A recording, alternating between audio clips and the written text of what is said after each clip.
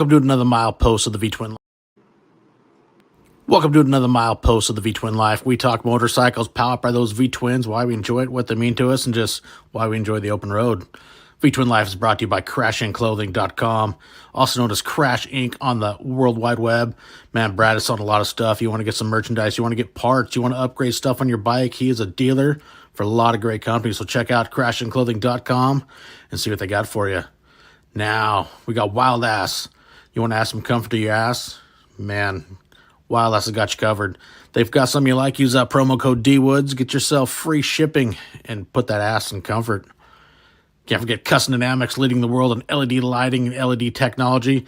Man, these got some great stuff. You want to light up your life at nighttime? You want to be seen during the day? Hey, check out Custom Dynamics.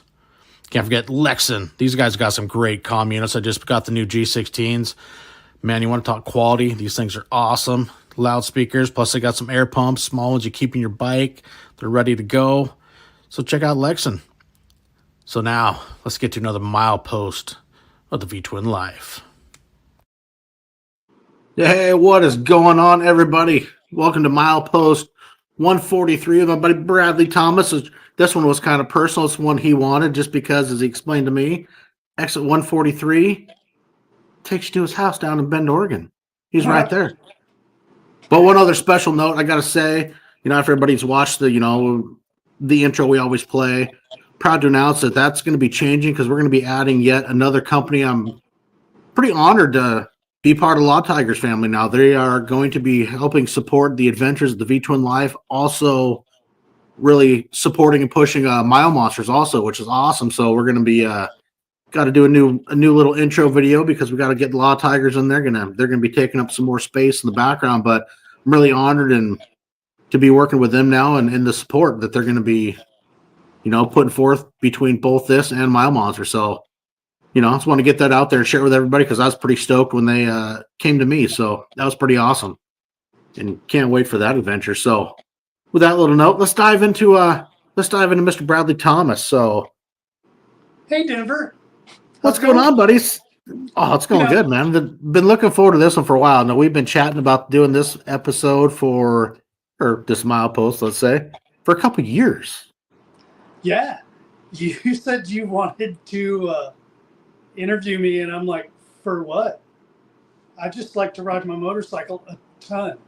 I didn't have any, nearly the long distance talent or even rough experience that we've put on in the last 2 years. But the fun part is, granted, you really dove into that, but when I look at people want to discuss stuff and have them on and talk, it's not just somebody that enjoys the long distance. It's that camaraderie of somebody that just enjoys riding. Oh, and dude. Man, I know we've logged, we can say, thousands of miles now. You're right, sir. That in different states, even in the middle of the country, dude. We've been to Sturgis together. It's amazing.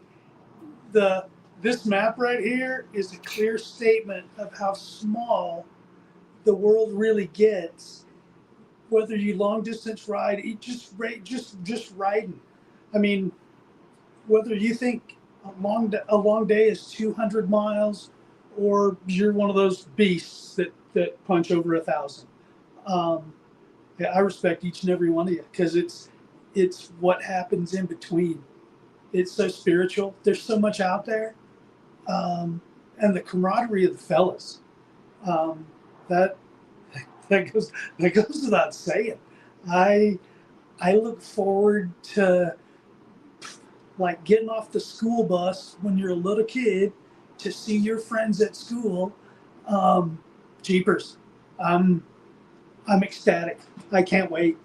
I had lunch with Chris Lou McGeaney about 3 or 4 days ago in Mississippi.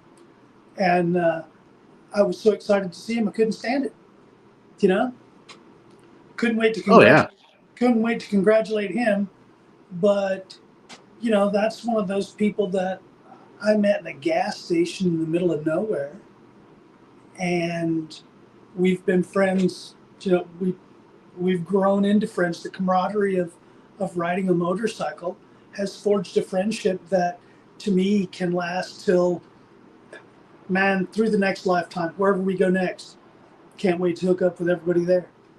You know? Well, speaking of Chris, I mean he's put himself into an elite, very small group of riders, Oh less man. than 30, that Yeah. have done 100,000 miles in a In a year. 12-month period, 1 Yeah. year. Isn't that That's ridiculous? impressive. Yeah, isn't that ridiculous? I'm proud to know that one. Holy smokes.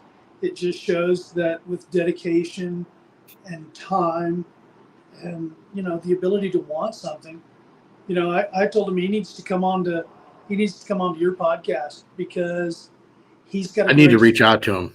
he's got a great story, and I'll when we're done here, I'll hit him up with a text because that one he hadn't been riding that long. He hadn't been riding that long at all. I mean at all, Denver. Gee, in the grand scheme of things, to go from not that long ago to now, um, that's almost like a rocket. That's I'm overly proud of that guy. Can't Well, it's like, can't tell you how much. You know. oh, for sure. You And know, last Sunday, we're all competitive. Don't get me wrong. Each and every one of us are competitive in our own right. Oh, yeah. In different ways. We're guys. You know, you have that alpha male thing. But on the other hand, I'm even more. It's almost like being a parent. I'm even more happy and grateful when I see my people do good. You know, Inspiration.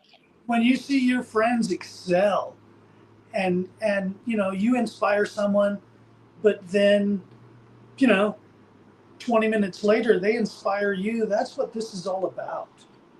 The camaraderie, the ability, the brotherhood that binds. I mean, it don't make no difference if you're, you know, long distance rider. The wind's the same that blows through your hair, and that gets us all in it. Absolutely. I ride a lot with my wife. I'm probably one of the guys that I've always got a backpack on. My wife's with me. It's funny. There's only been a couple of long distance rides that she hadn't been on.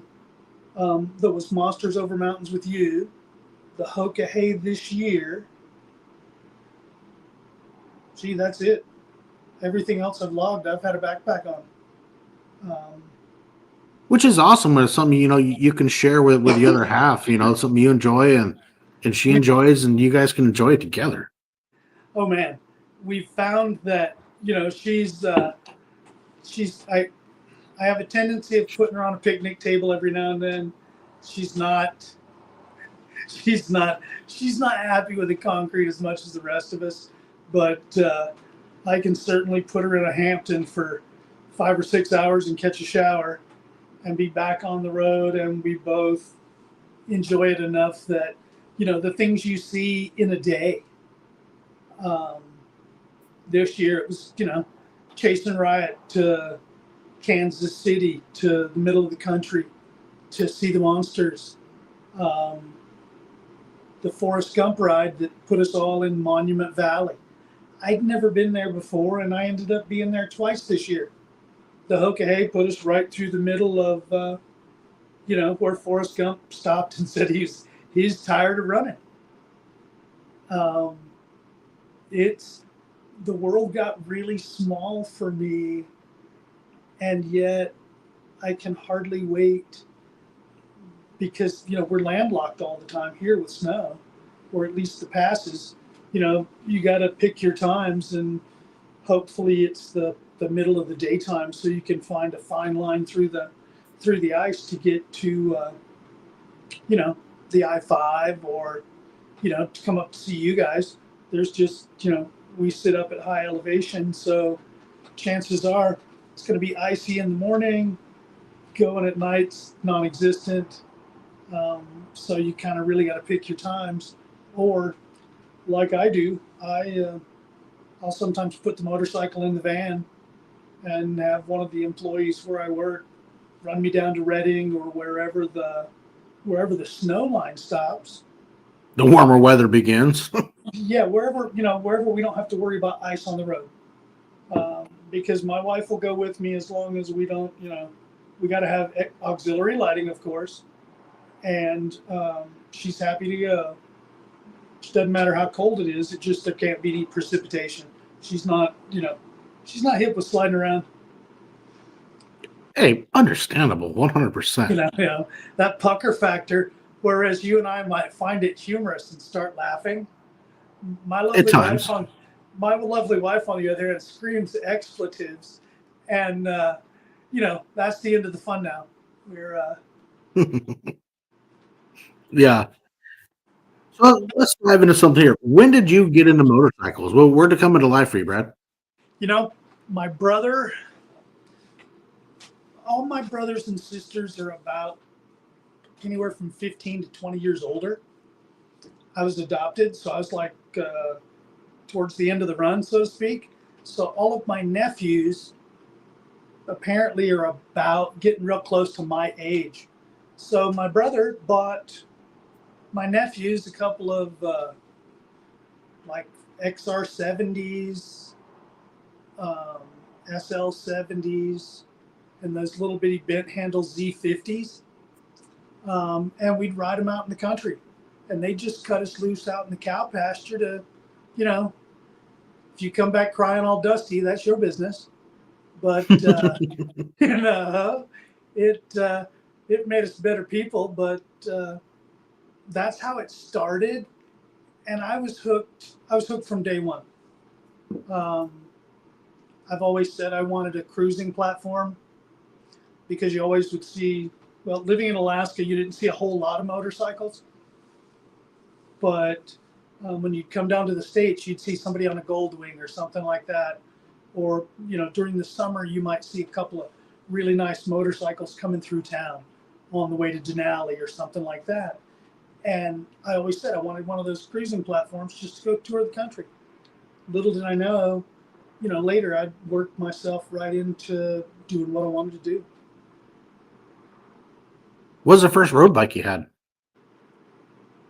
I knew you were going to ask me that question. And I had to think about it. And I think for me, I had a Yamaha RD350. And I had it for about 2 weeks till my mom found out. My mom was a nurse. So you know how that went over. The RD350, was that a triple? Yes. That's right. It was an absolute blast. There's probably a reason that the good Lord saw fit for me to get rid of that one, because I'd probably just been dead. I mean, there were moose all the time, and after getting close to deer on the Hoka this year, I couldn't imagine seeing a moose up close on a motorcycle. I'd have probably been dead. I kept that motorcycle for 2 weeks. My mother found out. She gave me the "if you're going to live under this roof" speech, and I consequently had to sell it back to one of the guys that I bought it from. But for 2 weeks, it was the best $300 I had ever spent. And fast forward, had to get to my 25th birthday, and I purchased a motorcycle then, and I've had something in the garage, including that motorcycle, ever since. Yeah. Amy's comment, Denver's wife is definitely a warm weather princess. Vicky's ridden with me, like I said, about everywhere. And the coldest for her was 15 degrees. And that was on the way back from the IBA picnic in Daytona, Florida, or Jacksonville. They have a gathering in March. And we came back, and it was 15 degrees between about Crater Lake all the way back to Bend. And we got home, and we were like, you couldn't wait to get in the shower. She's like, "Oh my God, I think my fat's frozen." It was ridiculous. We'd stop about every half hour. And if there was a gas station open, we just went inside to talk to the people. And de-thaw. It was it Oh, was I awful. understand. It was awful and awesome at the same time, because the best stories come out of some of the worst adversity. You get to laugh about it later, but at the time, it is absolutely an adventure. But that one kind of caught us with our pants down. We're thinking, hey, we're going to Florida. This could be awesome. And it wasn't Florida that got us. It was, coming home. No Yeah. no precipitation, so the roads were dry. You didn't have to worry about that. But I don't even know what the wind chill was. Uh, you know, we Cold. we have a habit of getting ourselves in trouble because we stay on vacation late, or we stay looking at being tourists for as long as we can, and then it's like, oh God, we've got to be at work at 7 o'clock on Monday. We've got to go now, and so we'll scramble to get home, and sometimes we're ticking the clock. We're sliding in about the time that the employees are coming in. So are we. Yeah, I had a trip like that through Oregon. It was, oh my God, it was cold. And, went to call a buddy of mine because I knew he lived close to where we were at down in Brothers, Oregon. It was really cold, but he never answered his phone. So we slept out in the 30-degree temp. Oh, shit, I'm talking to Brad. That's right. Man, all you got to do is text the next time, and I'll give you the code to Oh, get in. dude, it was so funny. No, it was fun. It's like, hey, I know Brad's close. We're close. Maybe he's around. Maybe he's not. We'll just give it a shot. It's all part of the adventure, though. It's like you said. In the moment, it sucks, Yeah. but later the next day or whatever, as scenarios go, you get down the road, you laugh about it. It's part of the adventure. You got to embrace the suck. If you have a good time with it, like most writers do, if it's all about your attitude. I mean, attitude brings everything to the table.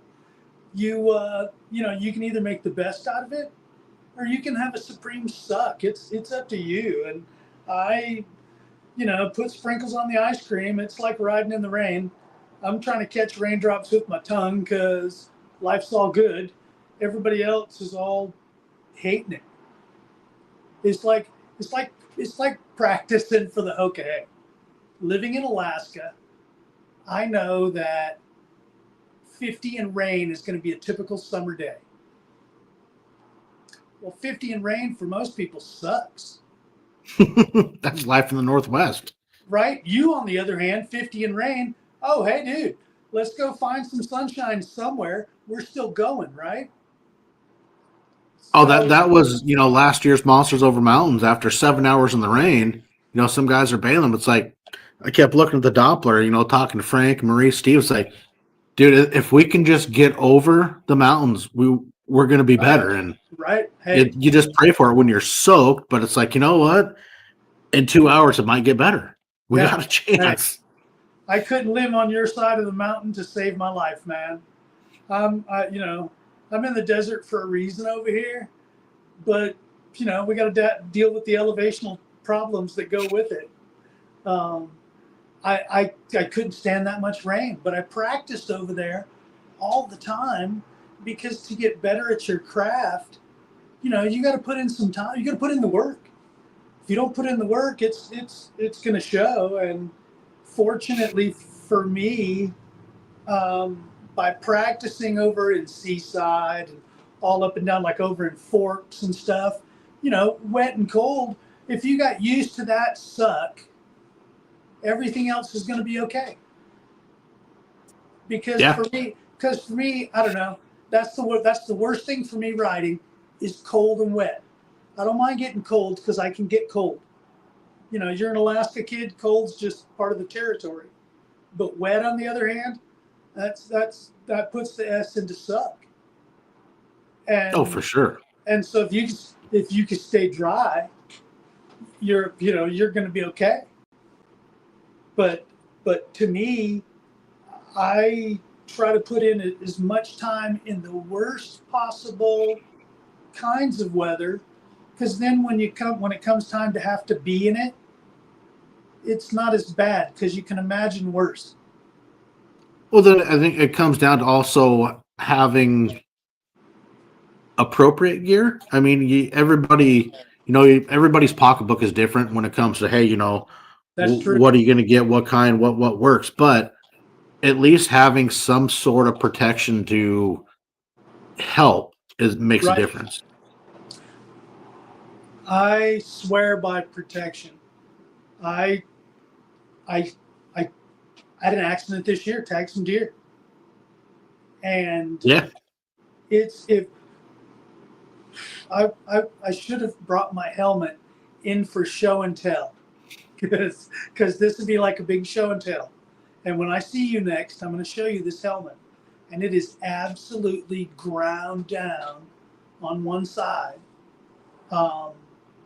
and there's a couple spots on. I wear Climb Pro gear, and it's a lot thicker than some of the other gear.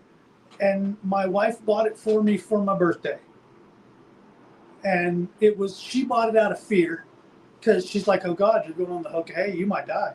We got to get you some like football pads or something." And I truly believe that having extra layers is what kept me actually moving along this year. Anything that was exposed got hurt, but everything that was covered, I got up and walked away. See, now was that Georgia you hit the deer? That was in Georgia. It was in Right.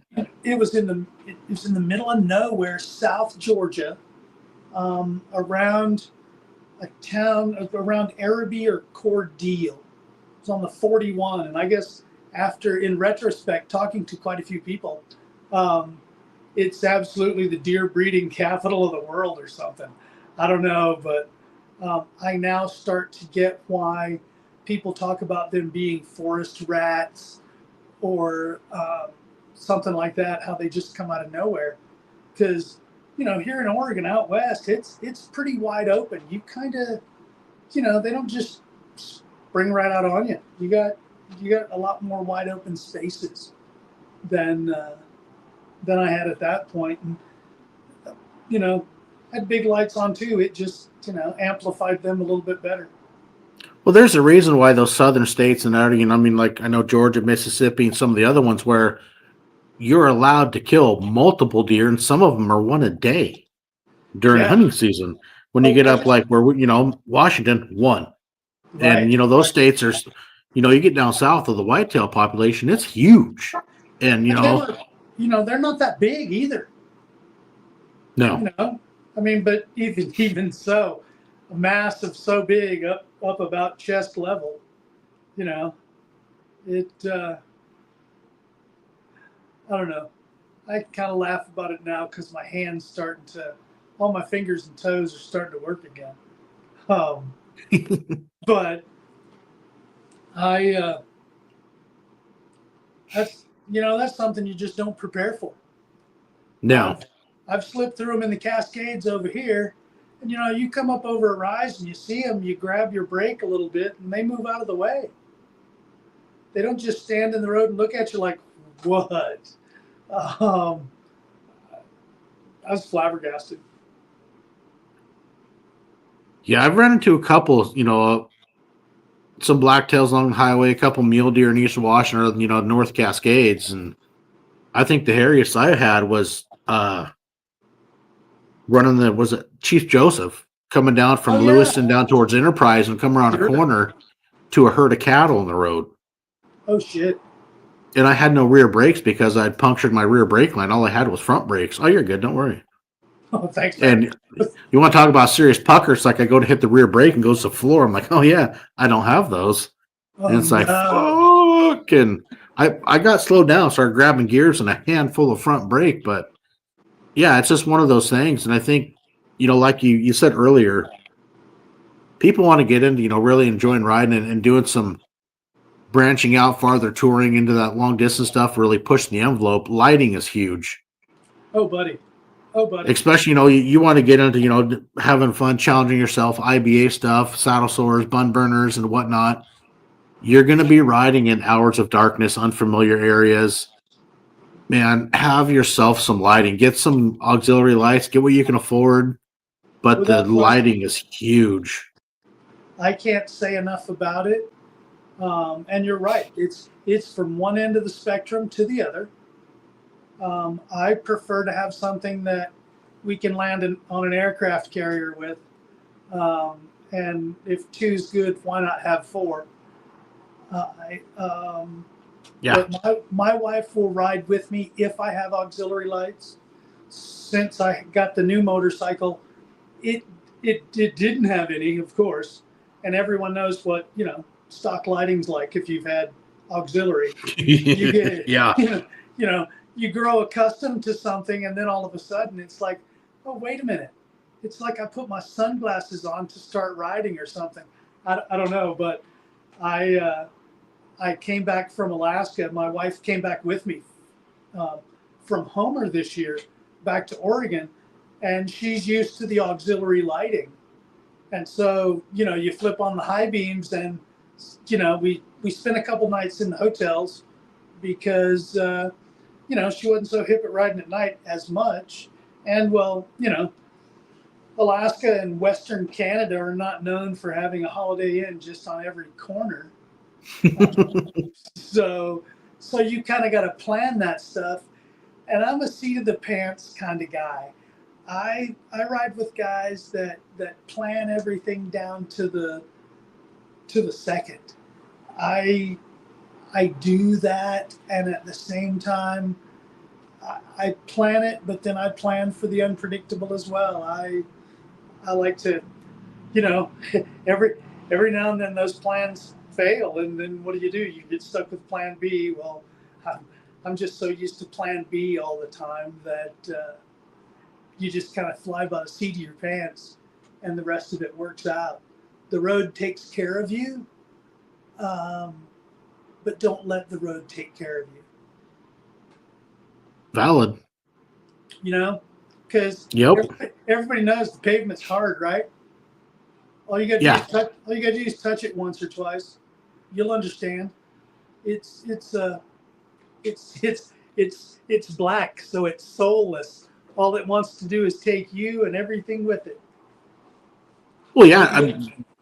God, I remember we were a couple years ago, when we first got introduced, met each other on Monsters Over Mountains when I'd lost a highway peg. I remember pulling into a gas station, looked down, it's like, fuck, my highway peg's gone. You pull up, he's like, that's what went whizzing by Right. my head about 20 miles ago. He goes, It I couldn't figure out what it was. I'm like, holy shit. went right by my face. I was just like, "Hey, what was that?" I didn't know if somebody, pitched a can out the window or something. I had no idea. Just you never Yeah. know. Road debris, you hate to see it. My wife caught a Oh, rock. yeah. My wife's caught a rock once or twice, wearing a half shell, and I, uh, I try to wear a full face as much as I can, just because it's you never know what's flying up from the road.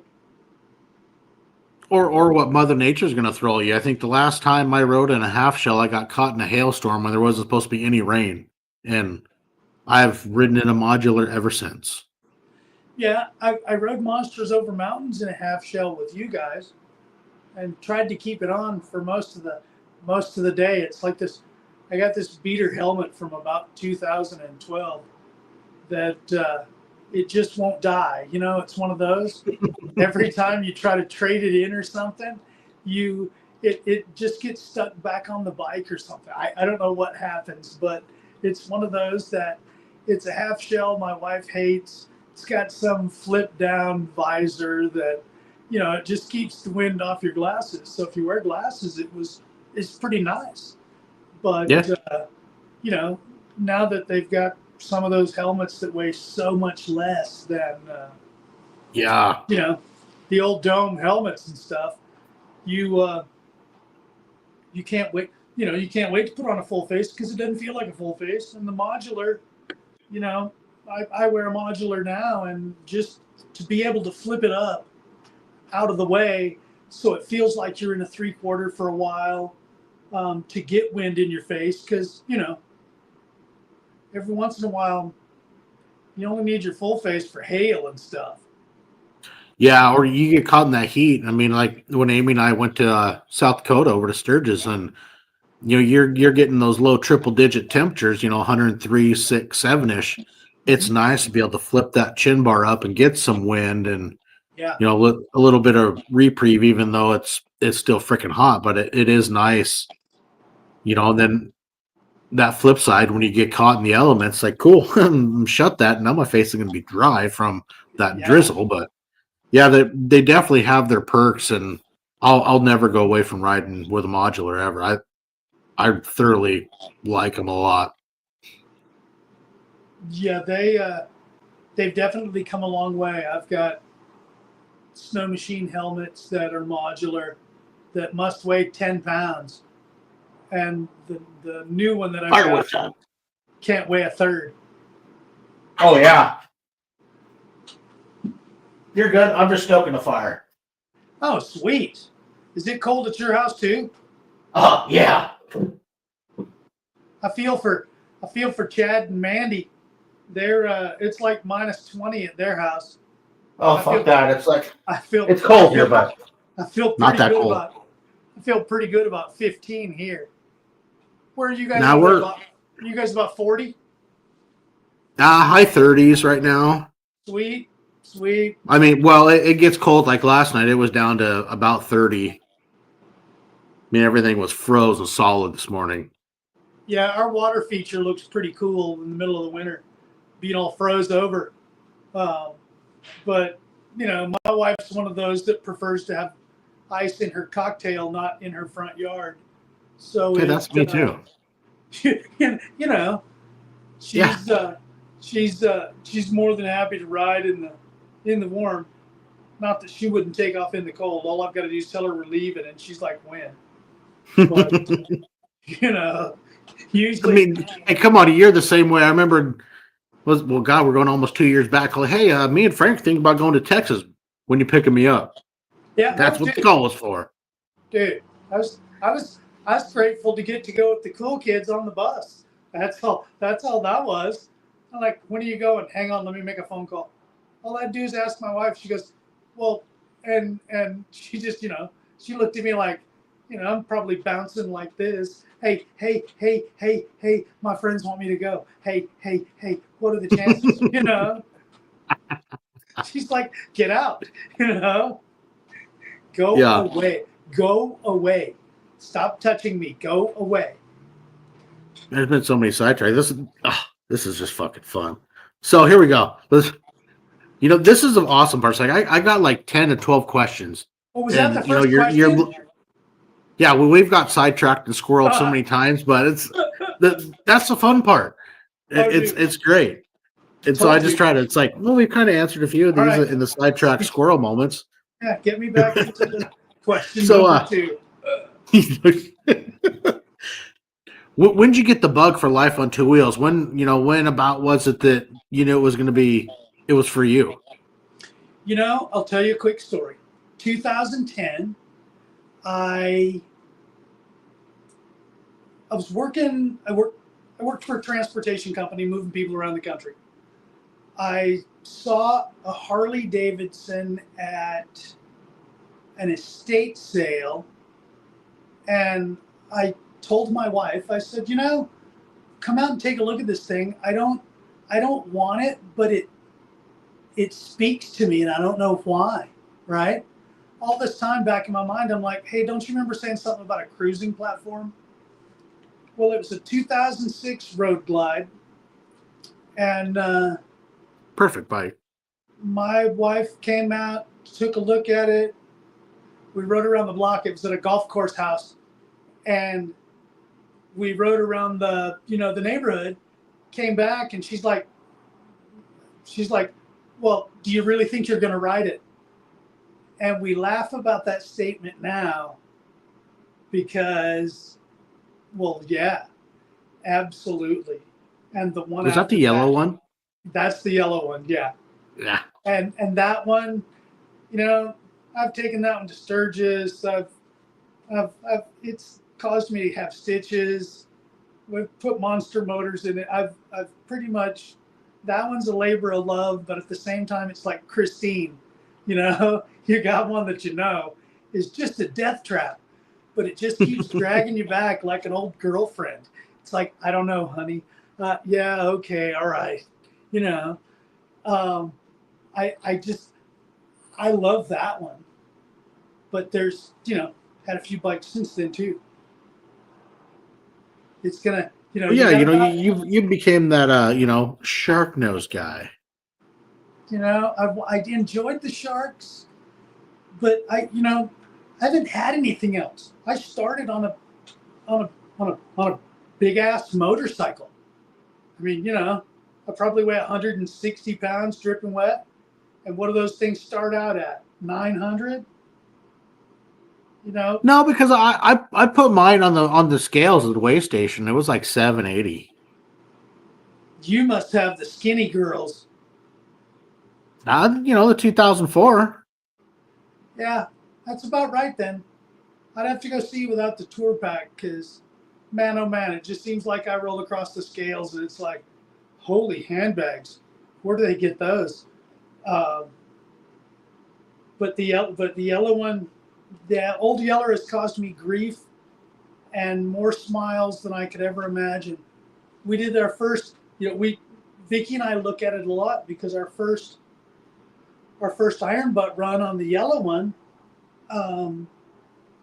all our friends were talking about this Iron Butt Association about doing 1,000 miles in a day. And the thought of, just going out and riding. Okay. Well, they always talked about it, and they were a group that kind of bar hopped more than had actions that went with the grand plans that happened over a beer. And so Vicky and I on Father's Day, I think it was Father's Day. It was the longest day of the year, the 21st of June. I said, well, honey, it's the most daylight we can have. So if we have any chance of it, let's give it a go. And we left San Francisco about 4:00 in the morning, and we ended up in Coeur d'Alene, Idaho, at about midnight. And that was when the whole West Coast was about 55 miles an hour. And I don't suggest that to anybody. I suggest everybody's first saddle sore be somewhere out in West Texas, so you can have a whole lot of extra time in the day because or do it on an interstate. Oh yeah, and back then, so we didn't have cell phones or anything back then. You had to get the dated receipts and everything, all on sheets from and pictures from different individuals as witnesses. Or you have to stop at the police station or the fire department, or if the guy in the booth at the gas station would be kind enough to slip you a phone number and sign off on it. But we back then we just said we want to give it a go, pass or fail. I just bought this motorcycle. I want to take it for a ride. And right then, if it didn't hook me at that time, it hooked my wife. We both just instantly knew that's what we wanted to do. We just want to go for a ride and go, not necessarily do you have to do 1,000 miles in a day or any of that, but to just get out and go and enjoy it. We picked up a 2016 Road Glide in Virginia in 2020 and came back and did 13 states or 17 states in 9 days. And the things that we saw, the places that, the television will tell you one thing, but if you get out into America, you find out that it's totally different. There's so many nice people out there, and there's just, everybody wants to talk to you because if they, they've either had a motorcycle or they'd like to enjoy the freedom that they see you having. I haven't seen anybody without a smile on their face when they're on a motorcycle. Valid point. I mean, tell me I'm wrong, but hey, look, I'm like a giddy schoolgirl. I can't wait. I'm like Pee Wee's first bike or something. I don't know, but I'm I'm always going. But Vicky and I did 17 states. We went across the country and we saw stuff that, um, gee, how would I put it? We saw stuff that every day the good Lord shows you things that are unimaginable. Whether it's a sunrise, whether it's a sunset, whether it's the buffalo across the plains. It's that small. I don't know. I like to look back. It's enjoying those back roads, seeing small America that you're not going to see unless you go explore and want to try to find some cool things or just adventure. You certainly don't see it on the interstate, and it's 2-lane America is absolutely the way to go. I think there's so much out there that's just kind of left behind because it's on a two-lane road that folks just they're in a hurry anymore, and they don't get that those freeways are there for a reason, and that's to keep you with the hustle and bustle and the busy of life. If you really want to slow down, you catch the back roads, you catch the 2 lanes. There's so much out there. My favorite place. Okay, so speaking of that one, you got a day trip somewhere you've thought of that you want to go but you've never ridden to yet?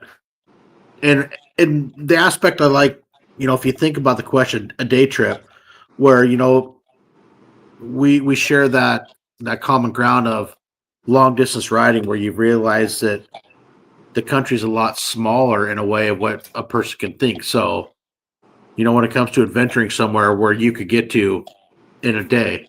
In a day where I haven't been. Yeah, Man, that's exactly. Because I mean, if it's within 1,000 miles. Yep. I mean, being with Mile Monsters, as you know, they challenge you to kind of live outside your comfort zone. And my wife and I, when they had that do 1K in a day to go to the middle of America. Well, we kind of challenged ourselves to see if we couldn't, get to middle America in a day based on, because if you live on this coast, if it puts you in the middle, let's just see how far we go. And, I've been stunned at how far you can get on a motorcycle in a day. And true. So that kind of makes it hard because that's almost the middle of the country. And so far everywhere I've kind of wanted to go on a day trip, we've kind of been there this year, or within the last 18 months, if you will, just chasing your friends around the country. Somebody will say, hey, let's go have lunch at insert grandiose pie option. I can't wait to go. I love barbecue, so I got one for you. Day trip. If we look at it as 1,200 miles, the nearest Waffle House to my location is somewhere about Phoenix. So maybe that would be where I would want to go that I haven't been before. All right. Hey, there's a Whataburger in Colorado Springs. There's 2 of them. Remember, we had Whataburger in Texas. I know, that got me hooked. And when I went down for the birth of my grandson, Amy and I went down to Colorado Springs with our daughter and her son-in-law when they were having Levi. Got to go. I'm like, holy shit! There's a Whataburger 10 minutes from their house. I gotta go get lunch. I saw one in Florida day before yesterday, on the way by, and we were nowhere that we could get to it. And I completely thought about us being at that Whataburger on the way out of Texas in January. I'll tell you a cool place you should. I can always text you later. In Great Falls, Montana, Amy found it. There's the Hotel Averon. It's a historic hotel from the old Great Falls. It was like a wool place or some sort of, oh God, I can't remember the exact history, but it's like a 115-year-old building, Oh, but it's cool. also attached to it right next door. It's called the Celtic Cowboy Restaurant and Bar. Dude, they got some damn good food, but the Hotel Avalon has so much history. It's in the In historic Great district in Falls? Great Falls. Yeah, I'm Great writing, Falls, Montana. I'm writing that down right now. It's like an old textile mill from the turn of the century in early Sure. 1900s. It, My it wife, was a cool place to stay, and then which was cool attached to it is the Celtic Cowboy. They have a breakfast for people, and then but their big thing is their dinner. Irish food and whatnot and drinks, and it was a freaking cool place. my wife loves to go. I mean, we love to travel on the motorcycle and go to, a lot of these. She likes to credit card camp, I guess would be the best way to put it. Um, she likes hot shower in a hotel at the end of the day, which I don't blame her. And so we'll hit these. Crater Lake is a good one. They have a 125-year-old hotel that's right on the edge of the caldera. So you're sleeping inside a volcano. Oh dang! That's a good one. I know from Great Falls to Missoula, I think it's Highway 200 would be Sure. like a landscape photographer's dream. It was, God, I've it been was on the such a beautiful drive or ride. I've been on the 200. That one's an awesome ride. Oh, for sure. Takes you down through Thompson Falls and St. Regis, Montana. Mm-hmm. It's a which St. Regis, Montana is one of the better places to get a huckleberry milkshake. For those of you who are so inclined. Oh, I love a good milkshake. Oh man, I travel for ice cream a lot. Well, just about any food. It don't matter. It's an excuse. It's an excuse, right? Some good barbecue, man. I'm a sucker for that. Where's Oh, there's another one, Boardman, Montana. The okay. Saddlemen's Club. Where the hell's Boardman? Boardman is, hold on, let me pull it up because I have it. I have that barbecue joint pinned in my freaking Google Maps. So Boardman is just north of Gillette, Wyoming. Just across the Wyoming border into Montana is a little town of Broadus. Is that in Broadus? Yes. Oh well, is that on the Indian reservation? Now that I don't know if it is or not. That's just outside the Crow Indian reservation. I don't know. Hang on, let me look at the big map. I'll tell you. It's just outside it, yeah.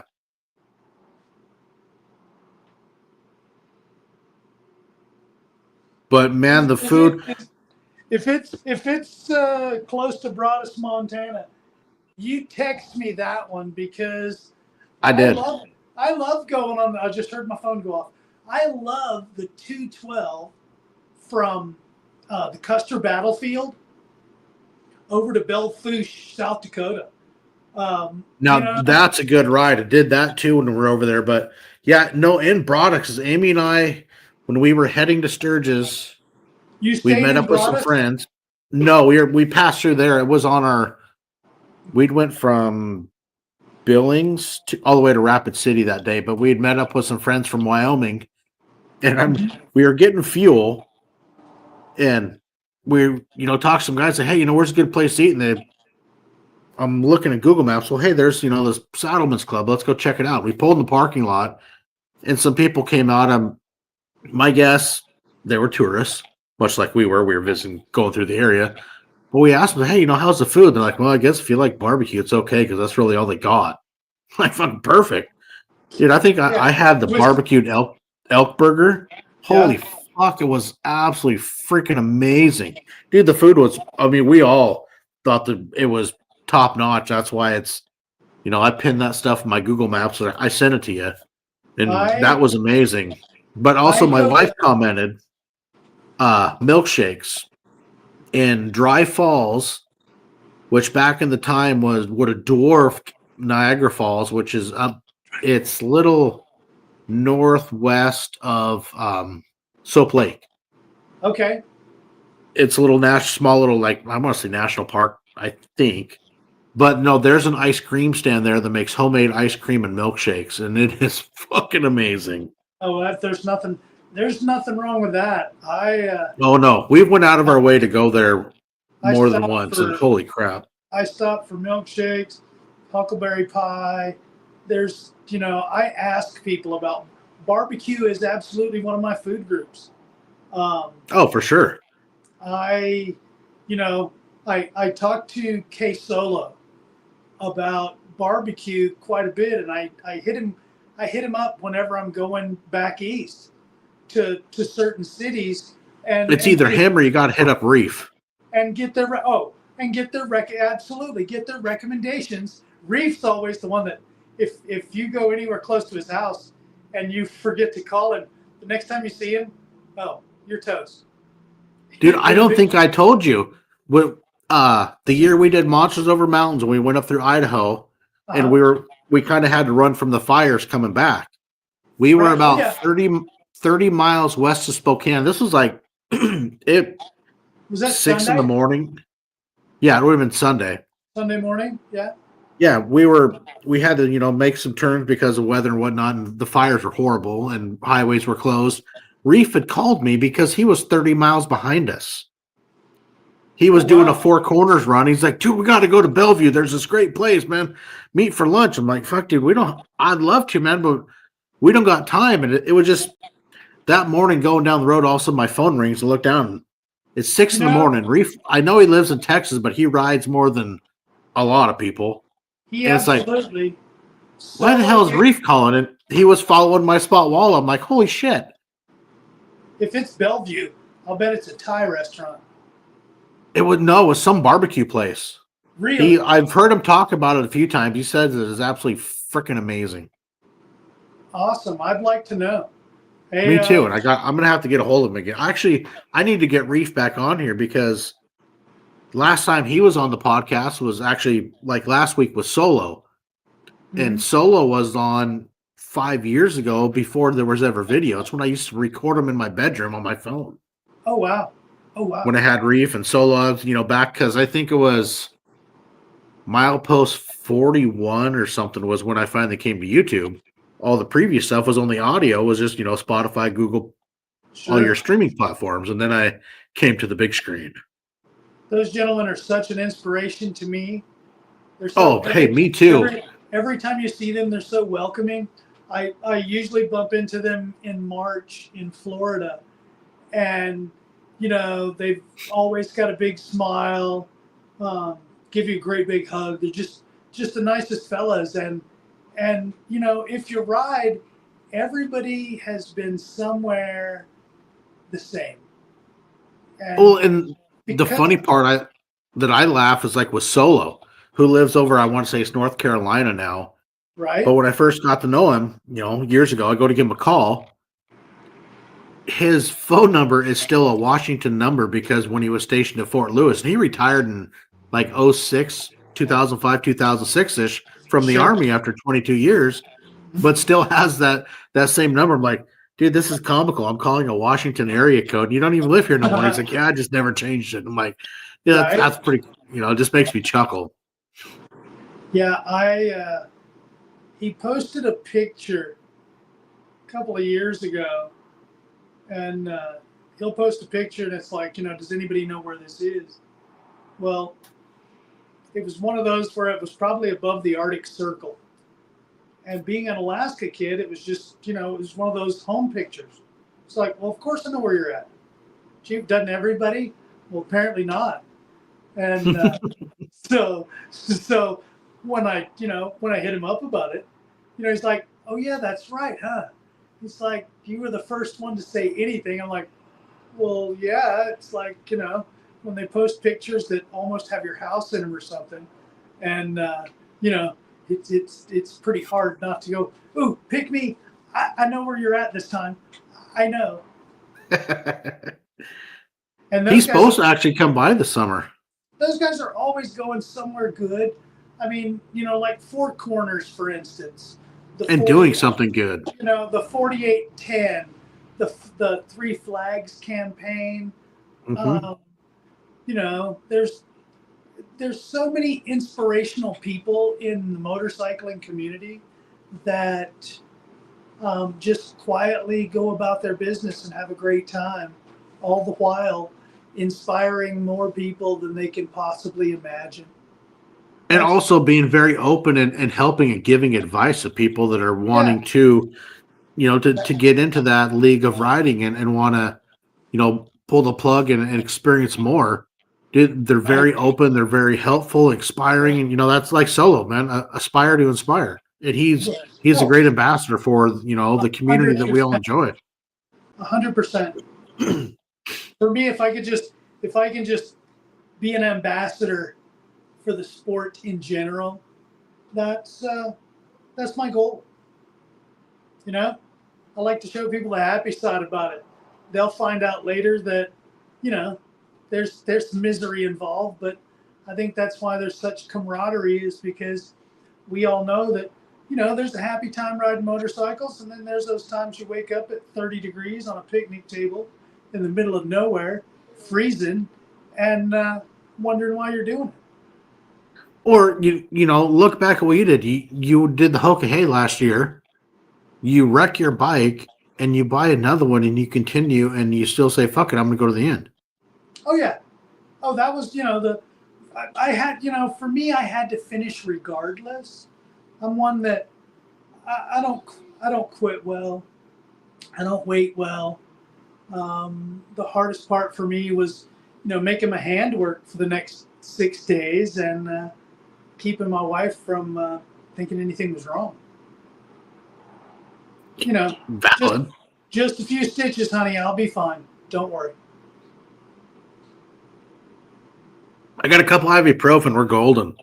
Yeah. Oh, exactly. When all the while it's like I got these fat fingers and a splint on my pinky finger, so you can't. I don't say can't. You have to learn how to reprogram your body to pull in the clutch with the other fingers that you've got without disturbing the ones that hurt. And well, it was these three that hurt. So we're down to, oh yeah, this one. So that part took a little bit. It was hard. We started in a hurricane. Yeah. That was, you prepare for everything. Well, at least when I told you about 50 and raining, about practicing in that, the beauty of all that rain on the Hoka Hay and the tornadoes was I was used to the rain, but it was like 70 and raining, 75 and raining. And that's a different kind of rain, Oh, for sure. if you had on anything Gore-Tex, you weren't as wet. I'm not going to say you weren't wet. You weren't as wet because, Right. Even if you wore Gore-Tex, that stuff's not designed. Most people don't ride around in a hurricane. So, all it takes is one vent to be open and it's going to suck water in. And, it's you're only one coin op laundry away and 4 quarters from being dry again if you play your cards right. But starting in a hurricane and going down to Key West, that was the start of it. I knew then that, jeepers, what are we getting into? You always hear the stories of everybody that, you try to practice for everything and bring your best foot forward in the game. And so I figured I had everything going on. Well, then after tagging the deer, you get through a tornado, all right? I'll just tell you, on day 2, once we were finished with the tornado, I felt bulletproof. I'm not going to lie. You get through one of your greatest fears and you spend the whole day thinking you're going to get sucked off a motorcycle and up into the air like Dorothy in the Wizard of Oz or something. Or, you're about to see a house land on somebody's sister. you know, you prep for everything, but there's these things you don't prep for, and simulating a hurricane out on the West Coast, well, that's not going to happen. So going into that, man, I you're on pins and needles, and then trying to figure out how to read the directions, and that's a whole story within itself. You get the directions 15 minutes before you start. It's in the dark. There's no class when you get there on how to read the directions. They just give them to you, and it's not the day before when you're in any of the briefings or any of that. It's in the dark in a parking lot. That's my biggest fear of, I would love to sign up and do it and attempt it to see if I have what it takes to finish it. But the directions, I think, is the biggest fear of it all. Oh, it took me about 4 days, and I'd have to thank Ryder. I met up with a guy I crashed the second night. I was at the dealer the third night and left on the fourth night. So it's on day 5. I ran into a guy, Charlie Farrell. I think his number was 921. Somewhere in, I think it was Alabama. And I rode with him for a time, and he helped me with the directions because I drive for a living, so I read maps, and I thought their maps were going to be pretty much, you can take it as gospel. Well, that's not necessarily the term. There's a greater than or less than.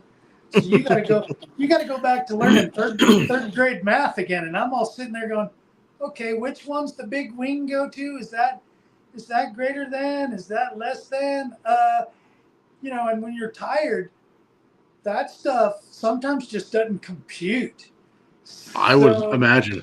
There's a learning curve. There's definitely a learning curve. But after about day 6,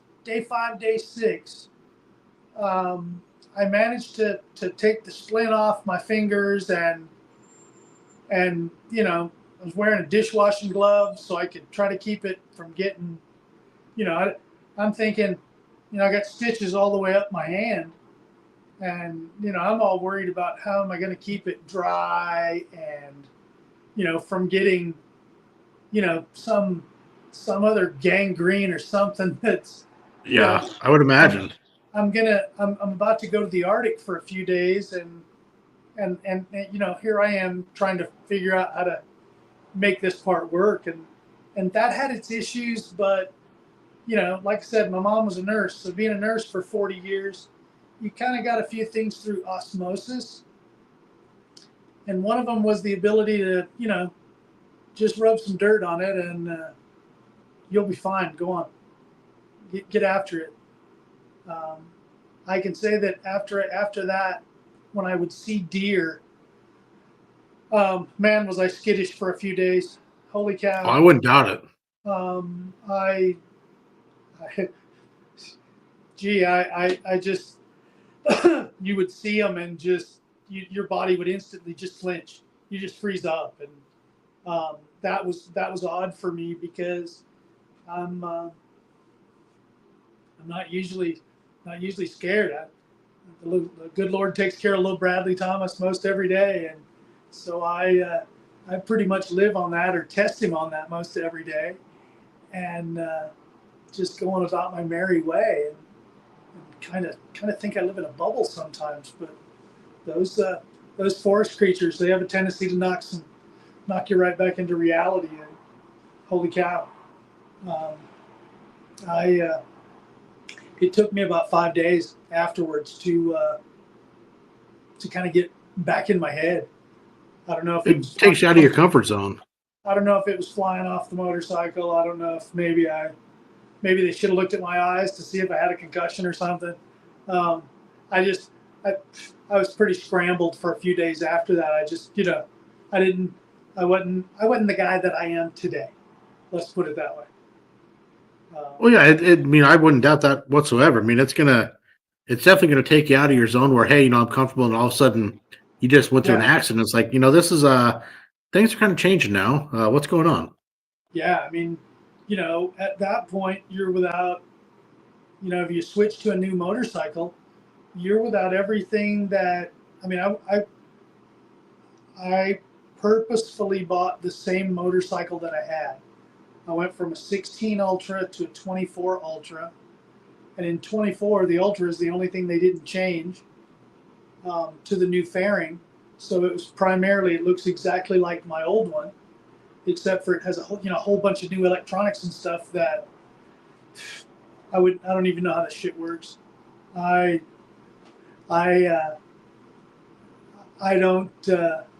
don't like having a GPS because it's got somebody talking to you and telling you where to go. And you as a truck driver, Denver, how much do you like somebody telling you where to go? Yeah, there are those times that they want to tell you, but it doesn't work. Correct. Kind of like, your little helper when you got one in the back seat of the car trying to tell you where to go. Sometimes that just doesn't work out well. So I'm Well, speaking of that, I remember when we're going to Texas, it's like, I think I had Google Maps going. It's telling us one way. Frank's in the back with Waze going, plus Apple Maps going. It's like, no, this says left. Well, this one says turn right. This one says go straight. I'm like, Jesus Christ, we got 3 mapping programs. We're at an intersection. Every one is saying go a different direction. Like, what the fuck? I remember somewhere in Utah that we got to go touring somewhere because of Frank's software. And I'm just like, how did we end up here? This looks so out of the way. And it's there was one we were trying to find that Harley dealership in New Mexico.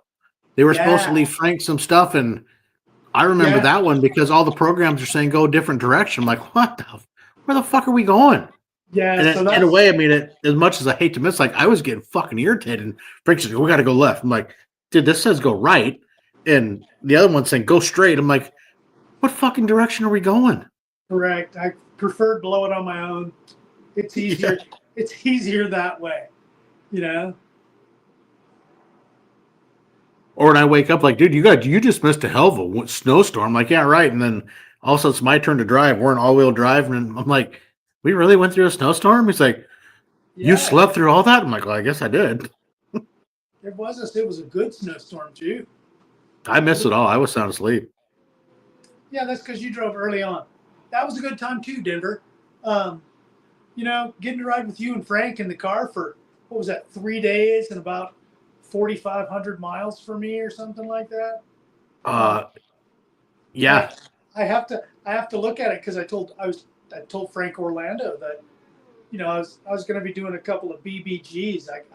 That for this year, that's going to be my goal, is to try a couple of those, because I've gotten close, within about 25 miles or so, but usually it's something like, the beignets in New Orleans, or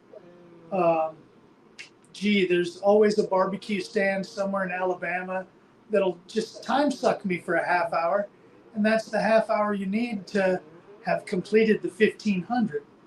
And it's always something, and I think I have more dedication to my barbecue plate than my beignet, and because beignets and coffee for me, somewhere about New Orleans, it's a different kind of coffee south of Ponchatoula, Louisiana.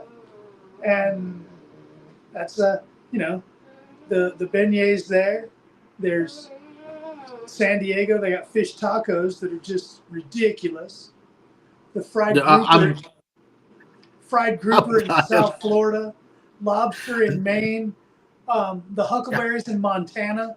There's so much stuff out there that, if you're a foodie, you should just get on a motorcycle and get after it. You don't need to watch your TV. You need to watch your odometer. Yeah. No, I got the inspiration. I mean, I've done, the standard bun burner, but I've missed the silver by an hour.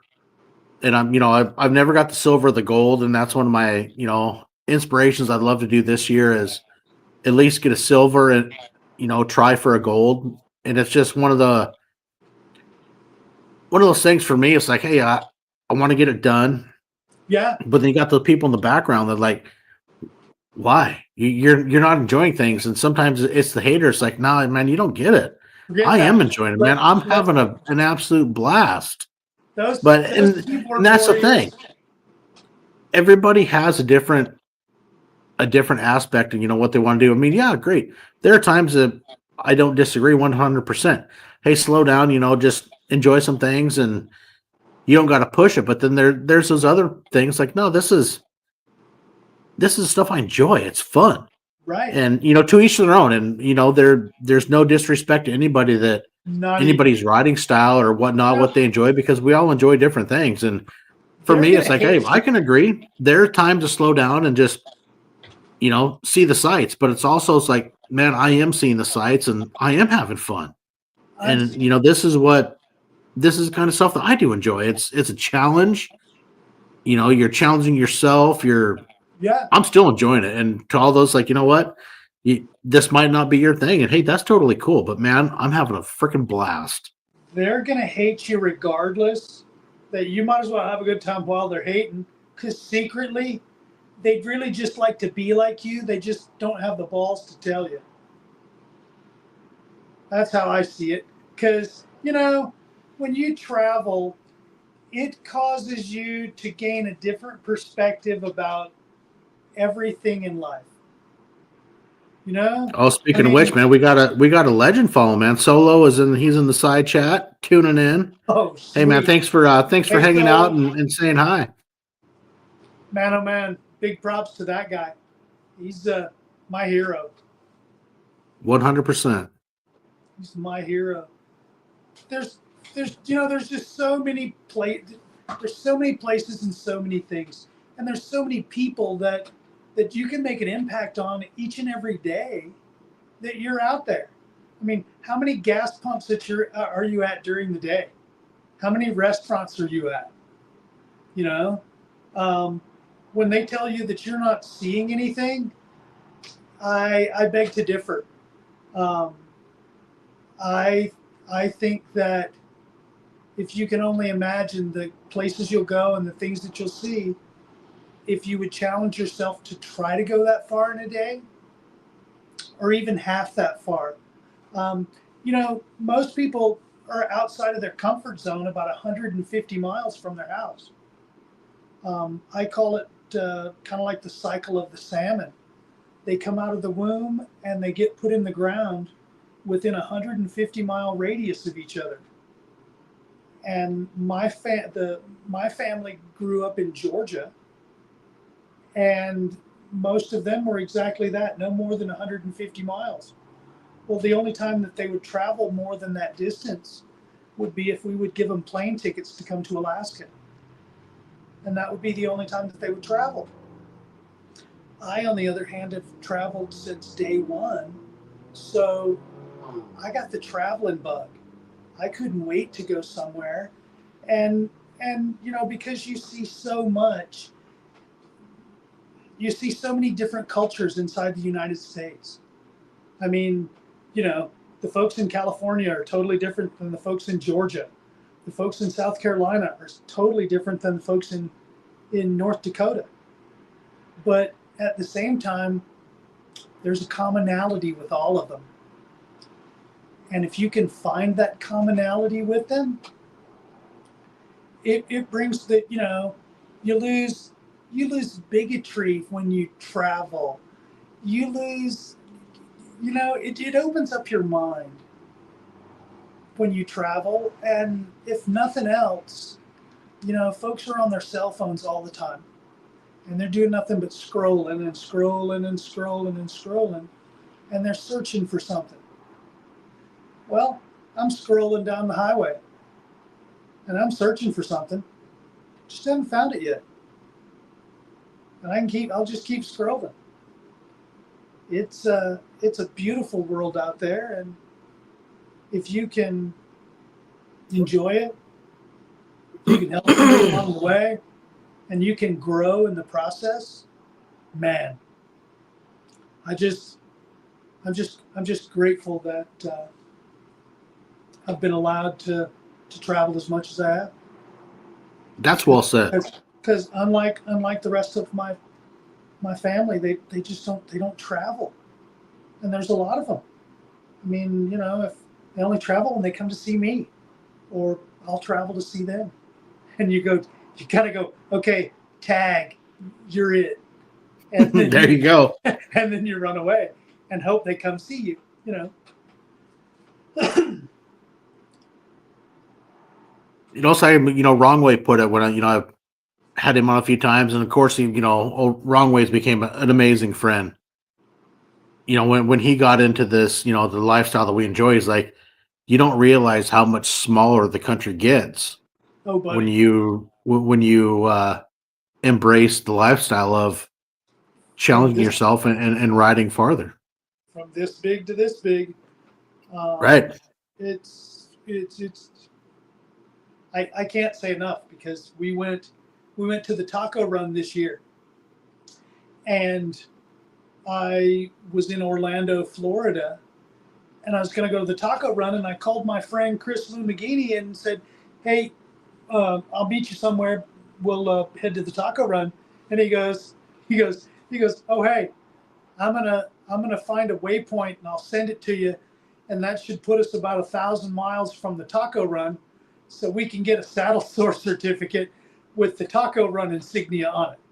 And I'm like, "Sweet, awesome, can't wait to go." So I, bounced out to somewhere about the edge of South Carolina, and then we proceeded to scoot over to Oklahoma the next day. So it does. That's awesome. It makes the country so much smaller, and you've got a tracker on most of the time. And if you share it with your friends, if your friends see your tracker moving, they'll have a tendency to call you in the middle of somewhere, or, ridiculously show up in the middle of nowhere. And you're like, "How'd you find me?" And they're like, "Dude, remember, your tracker's still on." That's probably one of the most satisfyingest things ever, is when somebody tracks you down. It's like, I'm not important. What are you doing? "Oh, dude, you're out here having a good time. We just want to come have some of that good time too." 100%. It's the camaraderie of that community that we enjoy so much. Dude, It's an amazing community to be part of, and and I'm grateful for for doing this, and wanting to start this, and my wife helping push me to do something to get out of a comfort zone. Like, hey, I want to meet other people that share this riding and that enjoy motorcycles, and it's opened up so much to you know to my lifestyle and whatnot. Of It's like, man, this is freaking amazing, and oh you man, know it. I'm a broken record with it, but the biggest reward of the V Twin life has been the friendships that I've made with every individual that's ever been on, and it's been so awesome of all the people I've got to meet, go different places, and having other people show up, and like going to Sturgis. I've had great friend Iowa hog rider Brad come in, from Iowa. He's in Sturgis and comes up to say hi. Yourself. We met up in Sturgis, and you go places. Getting to meet Jason Setzer Pendants. A couple of years ago, and he rode up from Texas. We met in Missoula, spent the weekend together. Springer Mike. I mean, there's been so many people that you meet them on the internet, and all of a sudden you became friends, but it feels like you've been friends with them your entire life, and forever. Yeah. it's been just absolutely amazing. And with Amy being part of it and going places, and the friendships we made, and her pushing me to do more, and this the support of everybody within the community. It's been such an awesome ride. You talk about the friends that you meet. I was in New Orleans. Case in point, we were at the French Quarter, or not the French Quarter. We're at the market down where I have coffee and beignets down on the river. And this lady, we step off the motorcycle, Vicky and I, and this lady had come up to us, and she goes, "Oh, hey, you guys are wearing that KLIM gear," she says. And I'm like, "Yes, ma'am." She goes, "I've got a friend that wears that stuff. He's one of them iron butts." And my wife looks over and she goes, "We're probably those kind of people too." And she goes, "Well," I said, "Well, we're on our way to Florida." I said, "Why don't you grab my book and sign it for me and put the guy's name down and I'll go look him up." Well, I go look up Bill Lance and tell him that, one of the people that he's worked with, here, she's right here in my book. She can vouch for me. I'm a good guy, right? I'm not a stalker. And and so I tell Bill that, you know, this motorcycling thing's pretty cool. And all of a sudden, the next thing I know, we're scheduled to do a monsters ride and meet in the middle of the country. Well, he manages to hit a deer, so he can't be there next week to go to the middle of the country for the ride. And so, with that camaraderie, I'm like, I was bummed because, you hear somebody hits a deer, it's either really good or really bad. Either it's glanced off of them, or they're going to be in the hospital for a while. There's kind of no two ways about it. And so my friend Bill, I barely met him for 20 minutes, but I felt, in my heart, it just sank that you find out this guy hits a deer. Well, let's fast forward to the Hokahay, and he finds out I hit a deer. Well, I get a text message about a week into riding, and it was probably the lowest point for me. I mean, you're hurting, you're trying to figure out the directions, you think you're in last place because, you've spent 2 days getting patched up and getting a new motorcycle. So you figure you're out of it. You figure everybody's already driven past you. So you're the last guy just, dragging up the rear to Alaska. And all of a sudden I get a text and it's like, now's the time to double down. Now's the time to dig deep, buddy. You've got this. You'll be fine. And it's little words of encouragement like that side of the camaraderie of this group that, jeepers. I didn't know he was a mile monster already. He's a monster before I was. It's little things like that make this group so awesome and make me feel like gives you a purpose. Well, I can't remember. I think if it was Frank that introduced you and I, because I remember when you came up for Monsters Over Mountains, you were getting a late start coming out of Oregon. Like, dude, I don't think I can be there till like midnight, but I really want to show up. I can find a hotel. I'm like, dude, you're coming up. Yeah. The thing with Monster Over Mountains, like, we start early. Generally it's 4:00 get up. We try to hit the road by 5. I'm like, dude, fuck a hotel. It's like, here's my address. The back door will be open. You're like, I'll just sleep on your living room floor. I'm like, totally cool. And I never met you, but the next morning get introduced and now it's like you and I spent thousands of miles on the road. And we've built an amazing friendship and we chit chat on the phone at least once a month and bullshit stories and I got a couple generally I laugh like I'll call you and you'll be like, what are we doing? What's the adventure? I'm like, I ain't got one right now. I just want to call and say what's up. Like, okay. What are we doing? That's exactly it. I'm always down to go. It's for me. It's an excuse to go have a good time somewhere else. Life's what you make it, and you gotta make sure you have a good time and spread that good time everywhere. Because there's so many folks out there. It's like the reason that my wife and I did the coast to coast in under 50 hours. That was another iron butt ride that we pulled off. We see so many of our friends on the sofa just watching TV or scrolling on their phones and they get off work at 4:00 on a Friday, right? And they're folks like you and Amy. You guys go camping. You guys go somewhere. But I have a subset of my friends that actually ride the sofa from the time they get off work on a Friday until Monday morning, or Sunday night when it's time to go to bed because we have to go to work on Monday. And so I wanted to prove to some of my friends that within the 48 hours of the time you get off on Friday at 4 o'clock until the time that you're dreading to go back to work on Monday at 4 o'clock, that I can go from one ocean to the next. That I can be from sea to shining sea, and all you've done is you can tell me what TV guide said was going to happen. I, on the other hand, can tell you about the brisket in Texas, the peach cobbler in Mississippi, the catfish and fried okra in Alabama. Hey, but you can also tell people about the great barbecue food you've had at D Wood's house. Yeah, oh dude. In a big way. Those burgers taste awesome because after you've had gas station food for 1,500 miles, dude, that food was. I only wish I could have stayed and hung out with everybody because I'd bounce and go back to Oregon and go back to work the next day.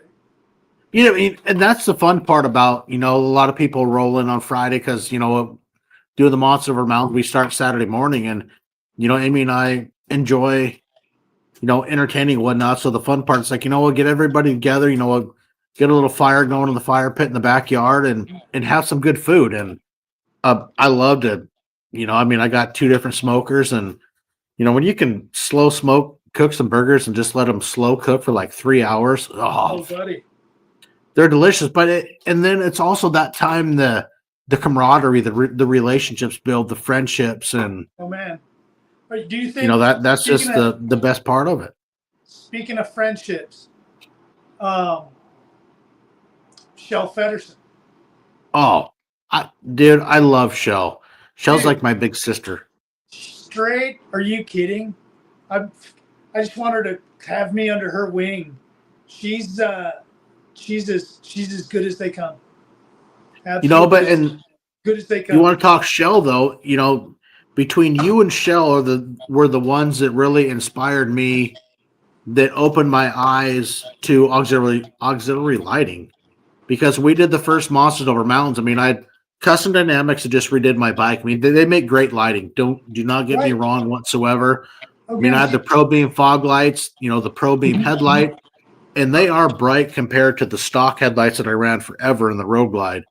I'm like, dude, these things are sweet. And then we're going through Montana, and you and Shell come up, we're on a 2-lane, you guys get on either side, and all of a sudden you guys, hit the auxiliary lights, and I'm like, haha, this little light came on. Holy shit. I need some of that. Oh yeah, the difference is ungodly. Ridiculous. Since you saw it with 2, you can imagine with 4, because I put 2 more on right before the Hoka. And then, to tag a deer and not get to have them in Alaska, I was heartbroken because I wouldn't doubt it. That was my fail safe. That's those big auxiliary lights are like a big warm hug in the middle of the night. Amy says she loves Shell more. Not even. Not even. But no, and even I know you guys had the Denali's, and same with Steve Weber. He had the Denali's on his BMW. Well, I'm the other I was running the co-lights, and last year when we were going down through down 395 down to John Day, then we headed to go towards Brothers, where we camped for the night because my buddy didn't answer his phone. There's that. There was times like he's like, dude, go in front. He's like, I think your lights are fucking brighter than mine. I had mine slightly turned to illuminate the side, and I left the thing I like with the co-lights is they have the amber cover, so you can just slide over them. Sure. I like the amber. I think they really help illuminate. But the other aspect of for me, it was like they're also protecting the the glass housing or over the lights, so you get that extra protection. But dude, they were having the extra lights is, man, it's tremendous, especially when you're going through areas that you just don't know, you're unfamiliar with, and Man, if you can have the more lighting you can have when you're riding in unfamiliar country, man, do it. Put some extra lights on. I never got a chance to take the covers off and see everything in white light. I haven't either. I've had mine on I, for a year and I, I've never ran them in white. I've I've always always left had the amber. I've always had the yellow covers on, and Chris Hopper told me to tear off the yellow covers and burn their retinas, but I never got it. I was bummed because I never got a chance. You know, I just became so fond of the amber that I've never taken them off to try it clear. I mean, maybe no, one of these nights I should just to experience it, but that's exactly it. I crashed that motorcycle, and those lights probably looked absolutely perfect everywhere under the covers, because the Lexan plastic and stuff that were covered over it, those don't break, those protect everything, and they take a beating. And all you have to do is just change you change that out, or the clear lens, and you're golden, because it doesn't harm the actual light unit itself. right. I believe in And that's where I'm at. It's just extra protection. Yeah, I believe in covering them up as much as I can, just because you look at those covers, and you'll see dents in the covers because you try to keep them low to the road, and, right. and there's debris that flies up that you might hear it sometimes, but you don't see it until you go to wash your bike, and all of a sudden you see some hunk taken out, or something like that, and you're just like, oh, thank God. Those things are expensive, because I shameless promotion, I'm a Clearwater guy, and I've always trusted my friend Glenn out at Clearwater to make my world more than bright. And Yeah. like you said, when we saw you in Montana, and we flipped the switch, all of a sudden you're like, holy cow. And 100%. Yeah, and that's yellow. That's not white. If we'd have pulled the covers off, we'd have pretty much lit up the room. And yeah, it was a quick education. It's like, I need some of those. My favorite place, I have, my favorite place to ride is in Montana at night, and because I like to see the Continental Divide about sunrise. That'd be beautiful. To me, there's no greater place than being at the top of the Continental Divide, about 8,000 feet, 9,000 feet, and catching. I can think of one, man. Washington Pass on the North Cascades Highway. About that time, it would be fucking beautiful, because you're about close to that elevation. But I could imagine up there would be amazing too. And it's like with what I got give a shout at my son Hayden, because he's the one, him and his girlfriend, that bought me my auxiliary lights for Christmas for my bike last year. Sweet. And so, I mean, it's made a huge difference. And, totally. I think I want to return the favor and buy a set for him to put on his bike. Mm-hmm. Oh, yeah. And nothing says I love you like a big old set of auxiliary lights. That's right. I wouldn't have it any other way. My new one, I haven't been able to get to put them on. I haven't ordered them to put them on. I was waiting to get the box back with my old ones and bench test them to see if any of them work.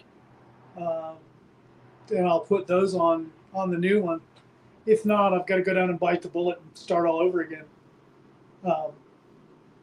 But I'm telling you, the COLED, they're just about, even like Steve said, he thought they were damn near brighter than his Denali's, and the COLEDs are $150 a pair. And then it's like $38, I want to say $35 for the wiring harness, and it's all plug and play. Yeah, that wouldn't hurt. They're 4.5 inch. Yeah. How many lumens? 13,000. Sweet, awesome. They're impressive. I know one set I've got was 20,000, and I don't know what the other set was. I want to say Frank's Pros were like 22 or 23. Yeah, 22. It was some ungodly shit, but it's like yeah, I know. And those have like a programmable thing on them where they can do all kinds of like eight different things and cause epileptic seizures to the people in front of you and stuff. Same with the COLED, they come with a their own switch, and they will strobe which Right. Right. almost strobe like it want to give you seizure, but then Yeah. they will Oh, yeah. pair and strobe with your four ways. Yeah, Frank turned the strobe side on. And I was just like, wow. They were pretty awesome. That's another guy that's a real good inspiration, Frank Orlando. Oh, 100%. Dude, Frank is an amazing guy. That's one of those kids that you're proud to call him your friend. 100%. If there's somebody that just smashes miles, I use mile smashing. Well, Mile Monsters is kind of one of those things that I was grateful to get to bump into, because when someone asks you why you do this crazy stuff, I like to tell them it's because I raise money for kids to get wheelchair vans or things to help them live a better life. And yeah, I truly believe that, to whom much is given, much is expected. And I've been given a lot. I was adopted. I came out of the womb at like 1.122 kilograms. Hey, come on. We don't use the metric system around here, buddy. Right. So you're like, what, 2 pounds? Yeah, exactly. It was and my Hoka number is 1122. If you put a decimal point in it, it was my birth weight in kilograms. No, dude, that could almost give a guy chills, man. Right? How you like that? Yeah. I'm riding one day and I'm like, what does this number mean? What's the significance of 1122? And I don't know, somewhere about halfway through Utah, it just clicks. Hey man, you done the math yet? How many is it, stones or kilograms? We're just, it kind of lets you know you're in the right place at the right time, and what you're doing is the right thing to do. Send you a message. That's dude, Brad, that's some creepy make the hair stand on the back of your neck fucking signals, like you're following your calling. They could straight give you any number on the planet, and they gave me that one. I was just like, wow, this is ridiculous. And so, to give back. I mean, my mom's a single mom, had 4 kids. How'd she manage to get a 5th one as an adopted kid? I have no idea. It was just, I've just always had to give back, and Mile Monsters is one of those that I feel like, oh my God, they let me ride my motorcycle, and that's how we're raising funds. Yay, count me in. I can't wait to go. And, it gives you an excuse to do what you love to do already. Right. They've got all these different rides that are planned. Whoa. They got all these technical difficulties. Stand by while Bradley reboots his phone. My cat just jumped up onto the stand. Give me a second to find you again, Denver. There we go. Oh, that's good stuff right there, buddy. Yeah, my cat. The stuff that memories are made of. I had a couple of wild cats. Wow, it just completely took me off of where we're at. Mile Monsters, which is crazy. You talk about how the doors and inspiration that you got. It's so funny. I find it so weird. I introduced Frank to it. Oh man! And Frank has became a huge inspiration. I mean, to myself. Right. The amount of stuff that he's gotten, that places donate to send to the boys, and whatever his speeches that he gives to dealerships is fucking amazing, man. The guy's my hero. Frank needs to teach a class on whatever he says, because that guy, dude, he's an absolute Well, he works at an ad agency or a print shop. He's an absolute advertising machine. Oh, 100%. I need to write myself a note. I got to get new stickers. I'm out of stickers. I know. I just got some for the Monster 79. He made some, which should be in the mail at some point. Cool. Yeah, that cat, he inspires me. He's another one that I met at Monsters Over Mountains. You know, he rolls in, or I rolled in, and he was still awake. I mean, I swear that guy's nocturnal. Um, You want to because know a funny story about Frank with Monsters Over Mountains? It seems every year he forgets and leaves his sleeping bag at my house. oh no way, Every year he's forgotten his sleeping bag at the house. I I don't know. Did I did use? That was the only time I used a sleeping bag all summer was Monsters Over Mountains. I generally am the blue tarp king. I'll just put a tarp down and just lay down long enough to take a nap. Um, I think only yeah. one year I've gotten a good, power nap when we pull the plug to sleep at night. All the other ones, like there's some scenario, like last year it was the rain. My feet were still so freaking cold, even though I changed socks. My feet were so clammy, and it was fucking 30 degrees. Even my 0 degree mummy bag, fuck, I couldn't sleep because my feet. The one Oh night where man, we were all up in Idaho, and I didn't have the appropriate sleeping bag for the temperatures we were in, and I could dude, hear Steve Weber snoring all night. And that was the the best first night of year, sleep. I slept great. That was the best night of sleep ever. We slept in that church parking lot, Yeah, not dude. for me. Oh, dude, I realized I remember telling Shell that I thought that like Jesus must love me a lot because I couldn't come up with a porno that's better than that. It's like Oh I've Jesus! I've got two hot chicks, one on each side. They brought their own motorcycles. This is awesome. Um, I I slept like a rock, man. I wish I knew Steve's setup because he plugged himself into a battery or something. Um, Oh, dude, even on when we were crashing down in Brothers, he had a 0 degree mummy bag, and I laughed because I couldn't sleep.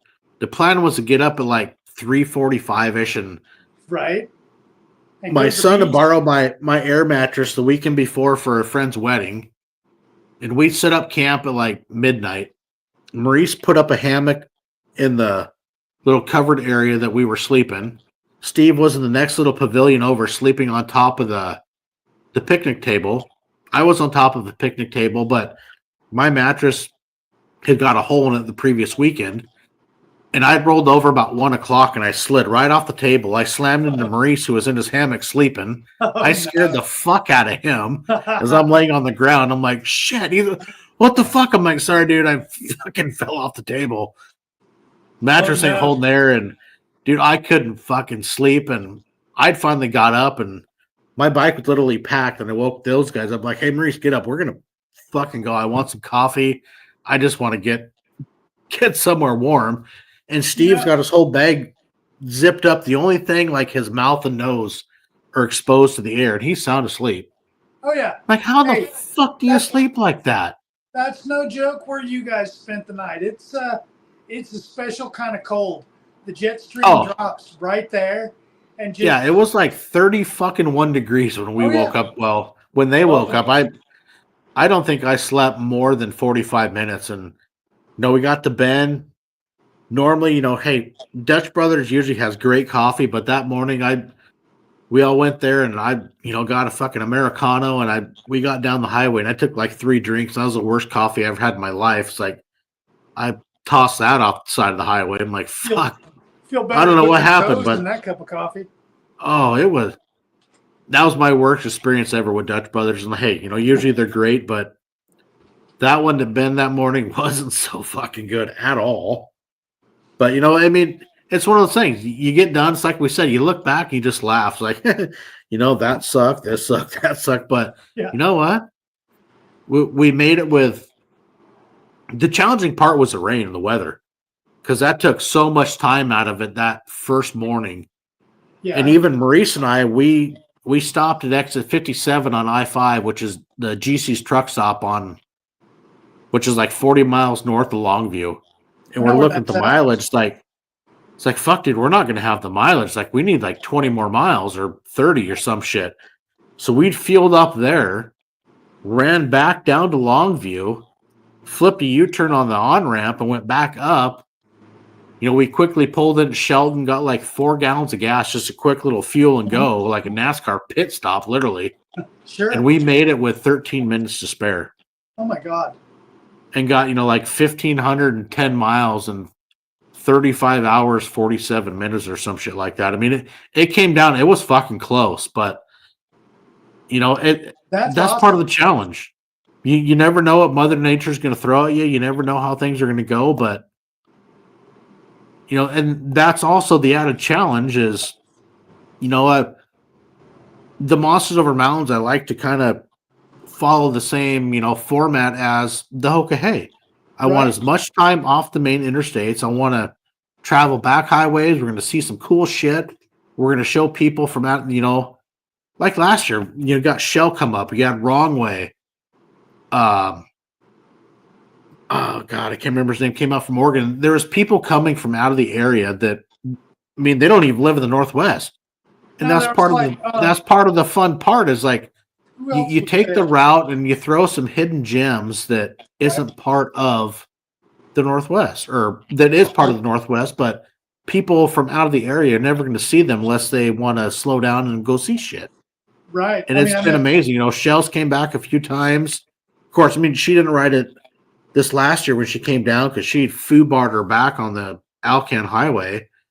She's like, I got to sit it out, but she goes, do you mind if I stay the weekend? I'm like, fuck no, man. Shell, you always got a home here. Yeah, there was, Shell was there. Shell, Dell. No, Dell wasn't here this year. You had Shell, had Wrong Way, Loco and his wife. Oh, nice. Oh, God.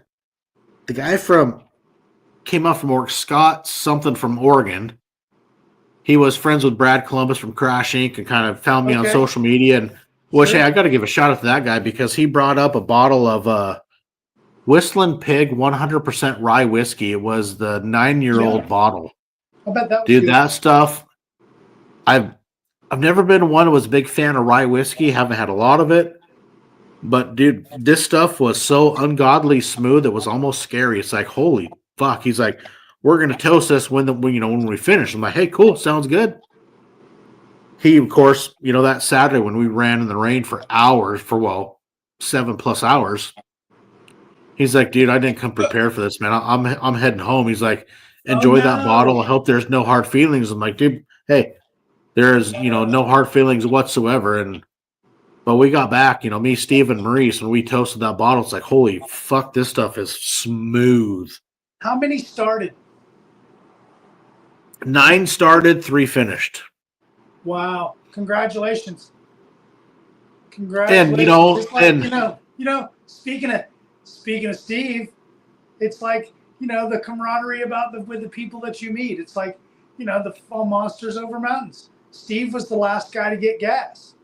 So, he's Steve has a 9.5 gallon gas tank. He's got a fucking serious advantage over the rest of us podunk fools ride Harleys. I know. It's like, he had a 9-gallon gas tank, a radar detector. He was just, dancing around just like a hummingbird. And, thus hence the term fucking Steve. It was just awesome. He was one of those that was great meeting at Monsters Over Mountains. Maurice Jester. I saw him again in Kansas. He's been another one that's been so cool to introduce to our community and has embraced it 100% and just has found a new passion of motorcycle riding within that community. It's like, dude, he goes, me and him talk a lot. Granted, we live in the same town, and it's been really cool to see his accomplishments and, being, friends with him. He's like, and he's even came up to me a few times like, dude, I can't thank you enough for what you've shown me and all this stuff. I'm like, man, it's not so much that I shown you. It's that, you came on a ride and you developed a love for it and a passion. I said, man, all I did was invite you to go for a ride. And you said, you've embraced the whole circle and found this community and found people. It's like, you developed the rest on your own. All I did was ask you to go for a ride. And Yeah, No, he's we're going became an to. amazing friend, and Yeah, and he's hooked on it, which is super cool to see the development and see his passion and how much he enjoys it. It's very, very you know much so. I love it. I, uh, I, I was grateful to see him in Kansas. Um, because it's like some of your homies. Normally, when you go to some of these events, you don't see anybody from the West Coast. It's always, back east or down south, or, there's either a huge Texas contingent or Florida contingent, or, you know, it's you don't usually get to see many of your peeps. Right. And The so Northwest peeps. yeah, so when you get to some of these places, when you get to see your friends that are from the Northwest, but you get to see them halfway across the country, um, that just amplifies the fun. You know, it's you can't wait to talk to them, and then all of a sudden the first thing Maurice is like, so hey, I kind of got this hotel over here. Do you think I can make this far in this amount of time and this, and it's just you've always got something to talk about. You know, Yeah. I get on the phone with some of the guys, and hey, look, if I'm on the phone with somebody, I may not be on the phone with them 5 minutes, 10 minutes, but if I jump on the phone with some of these motorcycle guys, I I look at my phone when we press end, and it's been an hour and a half, and you just feel like gee, I didn't cover half of what I wanted to tell you. Dude, look at now. We're going on 2 hours. Nuh-uh. Yeah. Wow. Wow. But see that's the fun part and the awesome part. It's like everybody has something different to talk about. Everybody's different. Nobody's the same. And it's like, you get mileposts like this where it's just, dude, it's like we're sitting face to face, sitting around the fire, sitting out back and just sharing stories and adventures. But of course, you and I were, I don't know, 700 miles apart somewhere in there, Well, 9 hours. dude, But I was coming it's, to I was coming to your house, but I had to work in Florida, and I got home midnight last night, and I was like, well, crap, I can't get to his house on Sunday in time for that, and be back to work on Monday morning. I mean, yeah. I probably could, but man, would it be hard. And Oh, that would be a shitty Monday. oh, dude, you know it. And going home in the dark, nah, it's not happening. It's Yeah. it's 20 degrees, and it's ice ain't my friend. No. And it's fucking I've cold up here. I I've, mean, the whole I've Northwest is getting hit with this, some cool temperatures. Not like, I mean, there's a lot of places throughout the country that are way colder than we are, but yeah. we're getting hit with some cold shit. That's for sure. I like to I like to leave my motorcycle in mini storages around the country, um, different years, and just take a flight, roll down, and you know plane lands at 8 o'clock in the morning, and you're on the motorcycle by 9:15. Um, that's what I like to do, but Dude, that would be so fucking fun. I Ship did the bike that. somewhere, catch a flight. Catch Yeah, a flight. That would be. I try to see where Alaska Airlines, or based out of Redmond, Oregon, what's the most direct, or who has the night flights that go west to east or north to south, in the dark. The after 10 o'clock flights, because then you get off work, you still have time enough to hustle your butt to the airport, and by the morning of the next business day, you're riding, and then consequently you can get on a flight in Fort Myers, Florida at 4 o'clock in the afternoon, their time, and still be in Redmond, Oregon by 11:10, um, Pacific Coast, and be at work the next morning. So if I can pull that Fuck, that would off, be fun. it's a blast. Um, Or even take, 2 days off, ship the bike out on a Wednesday somewhere, take a Friday, Monday off, and take a 4-day adventure through the South somewhere in the cold months where we're cold up yeah, here and it's still rideable down there. Dude, we got to I was, figure something out next year. dude, I was at the beach 2 days ago. Well, I was on the beach yesterday morning. Um, but and my wife was like, "Oh, quit rubbing it in." No, it recharges you. It makes your soul feel good to bust out of the the crap that is the Pacific Northwest this time of year, and go see, like, those people are riding motorcycles, and I had no idea. Jealousy is huge, because you would hear a motorcycle go by, and it would snap your neck every time. You didn't care if it was a Sportster. You just knew it was a V twin. So is a V twin in my veins? Yeah, apparently. Oh yeah. Apparently, because you wanted to. I really wanted to go to one of the Harley dealers and rent one for the day, but I was with a crew in Florida, and you can't just ditch them for the day. I probably could, but Hey, you're the boss. Come on now. I used to. Usually it's you drop one in Orlando, because that's a good airport to fly into. I've thought about that's my other city right there, buddy. I've thought about Houston or Dallas. Anywhere below the snow line, and so you can just go check out a couple of times during the winter, and save yourself from yourself, because I don't know, sometimes it just gets the ice makes this place a little too small. Yeah, and depressing. That low vitamin D. Gotta head south, get in the sun. Yeah, more than. I sat on the beach all day on my day off on Friday, and I don't blame you.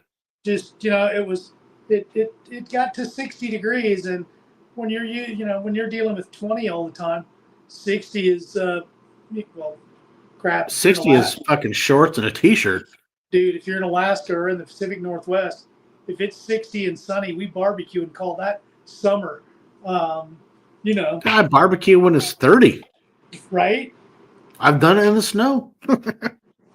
Well, some of the best. Tell you what, smoking smoked salmon in the 30-degree temperatures, though, it takes a little bit longer, by about 3 hours. It takes a lot longer. Those briquettes don't hold up.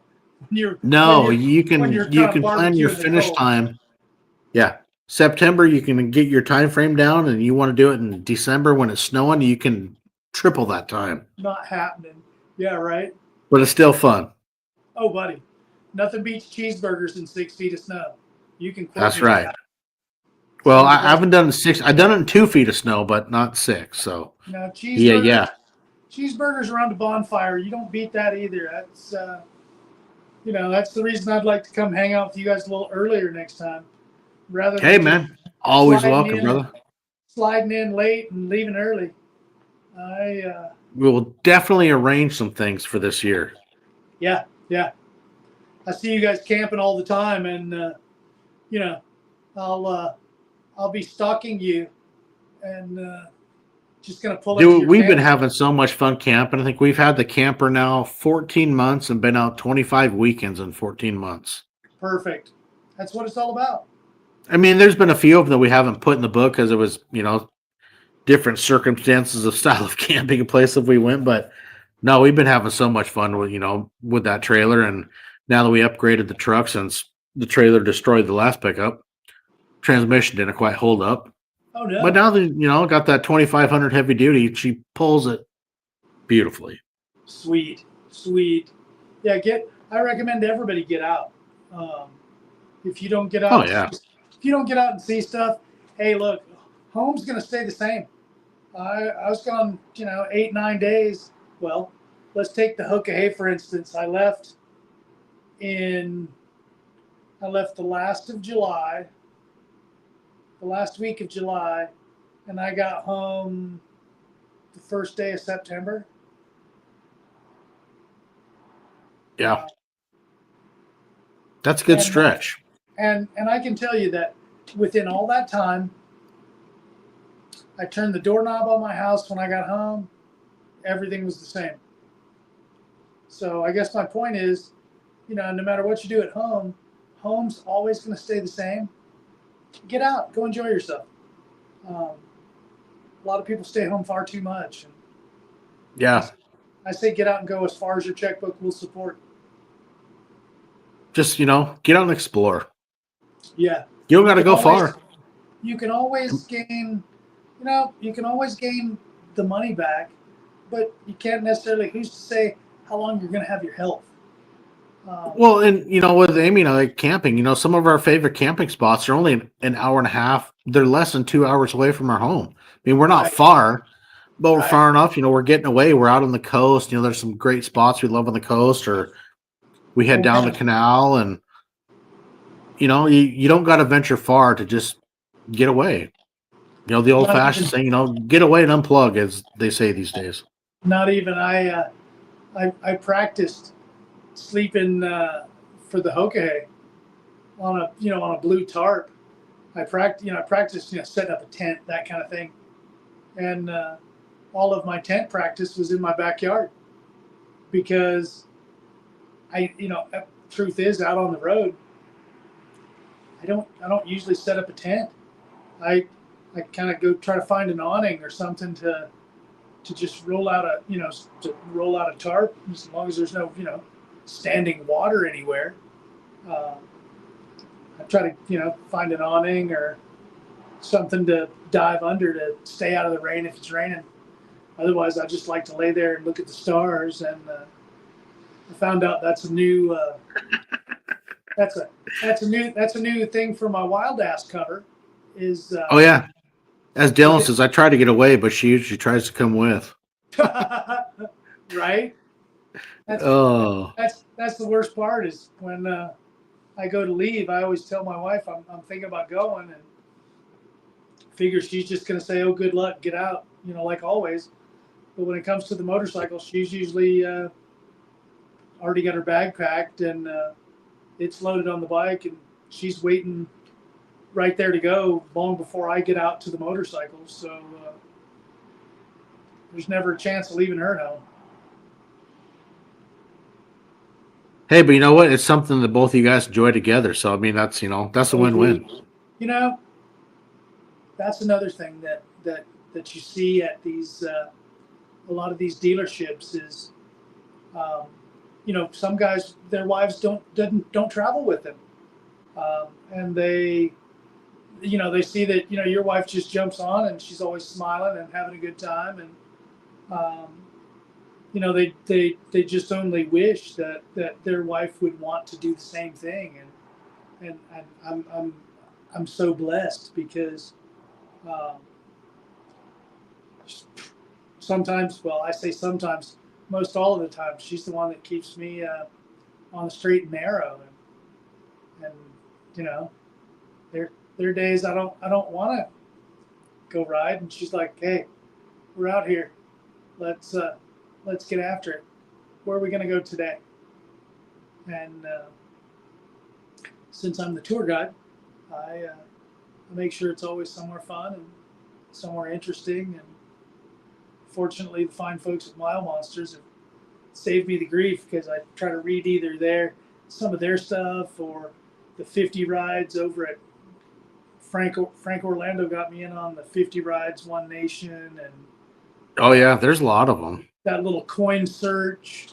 Well, Yep, now Mile Monsters is going to have a geo search where they've yep. got geocaches all over the country, and I'm I'm kind of looking forward to that one too because Oh, that's all you're gonna have to check into the PNW GX rally.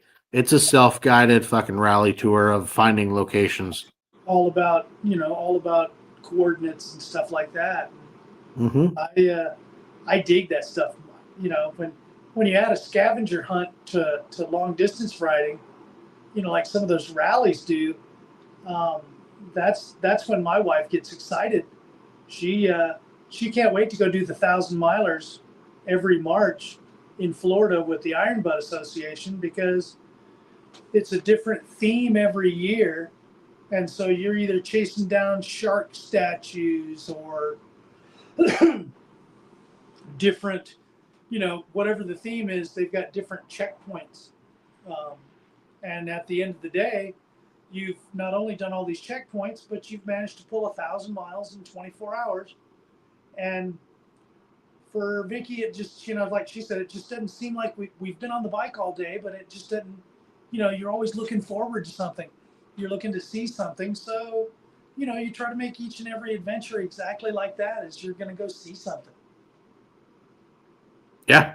And, it's been that way with Amy. I mean, we've, ventured farther and farther, and, it's not trying to put that shameless plug in, but, with Wild Ass, it's with Amy coming off a horse years ago and straightening out her tailbone and really messing up her tailbone severely.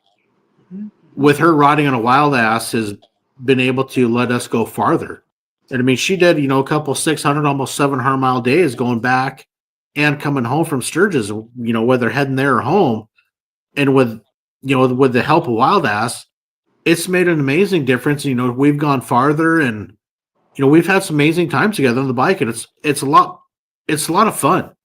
Instead of we go farther, but Right? she's more comfortable, and we're both having fun, Yeah. If and you can, it if you just can makes make it it more enjoyable because we're both enjoying it, and she's not totally uncomfortable because her ass is killing her, and right. you and it's I'm not trying to show throw that shameless plug in there, but it has made a huge difference Oh, in the yeah. comfort for her being able to ride farther.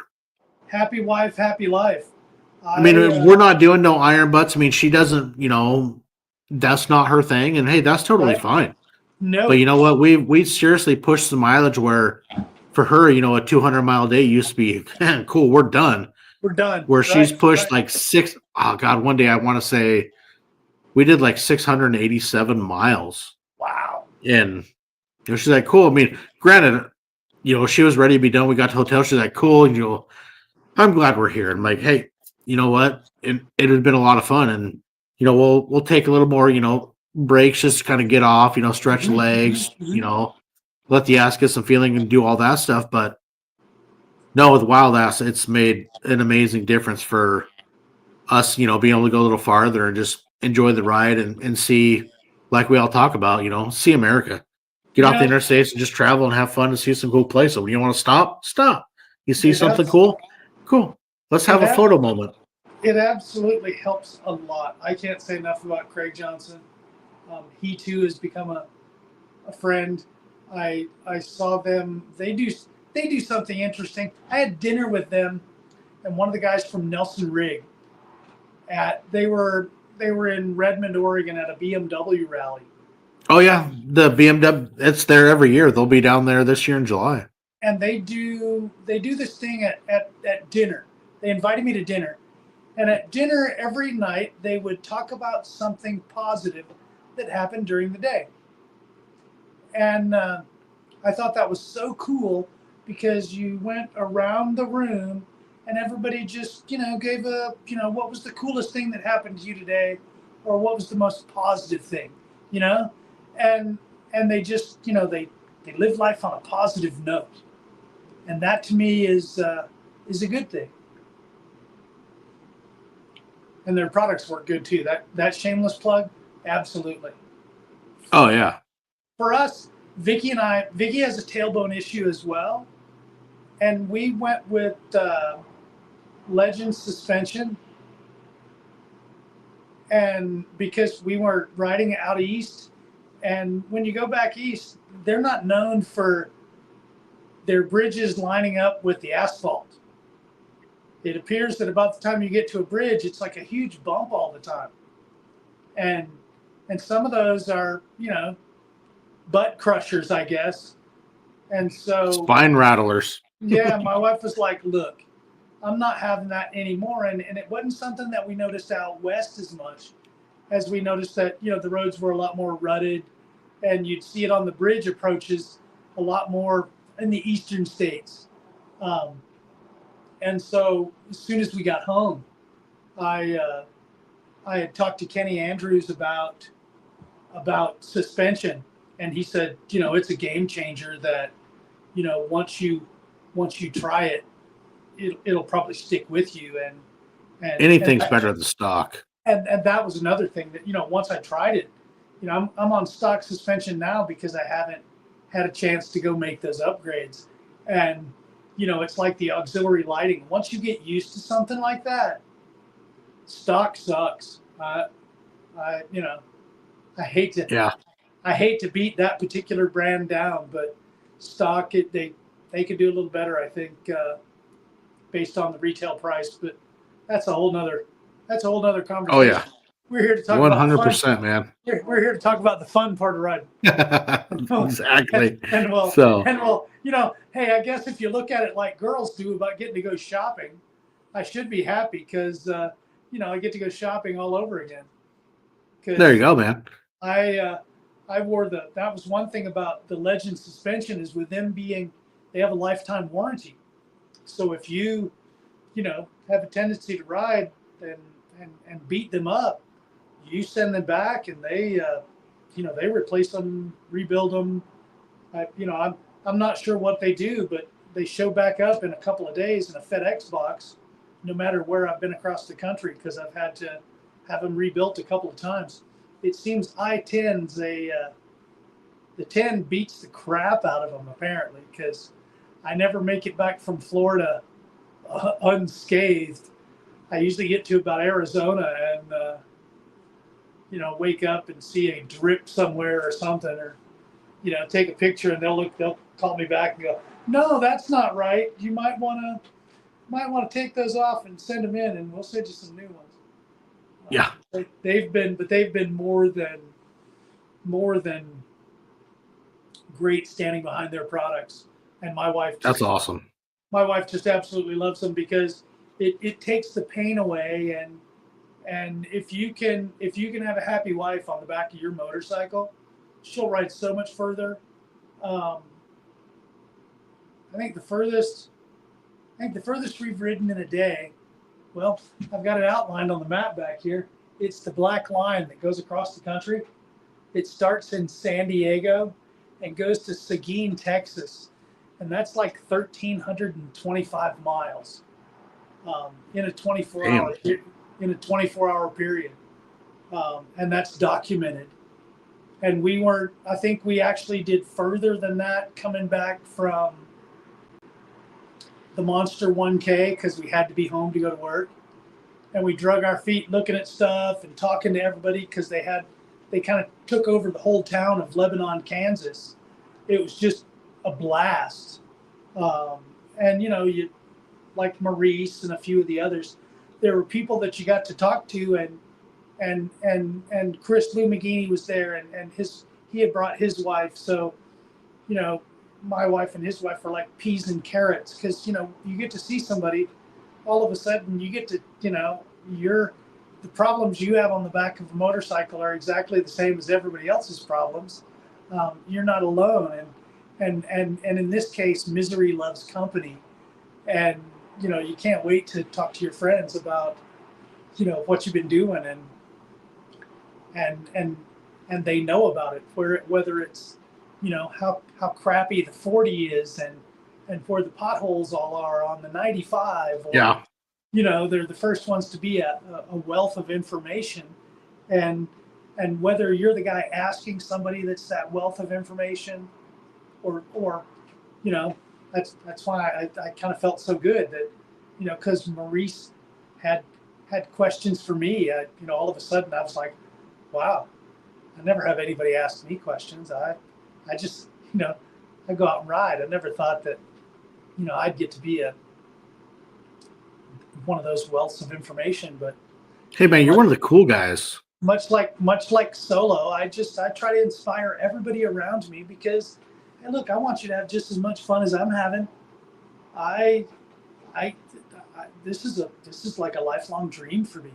Somebody pinch me and wake me up. I got to go to Key West like 3 times this last year.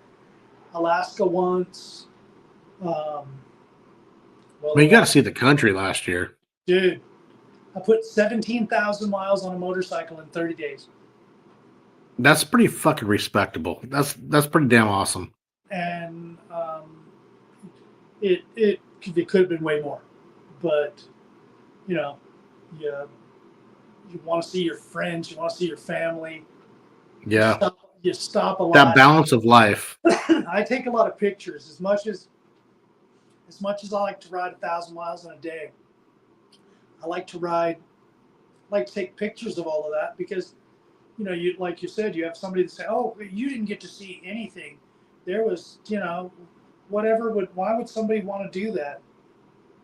Well, there might not be hardly anybody that wants to do that, but the somebody that wants to do that's me, and I know how much Yep.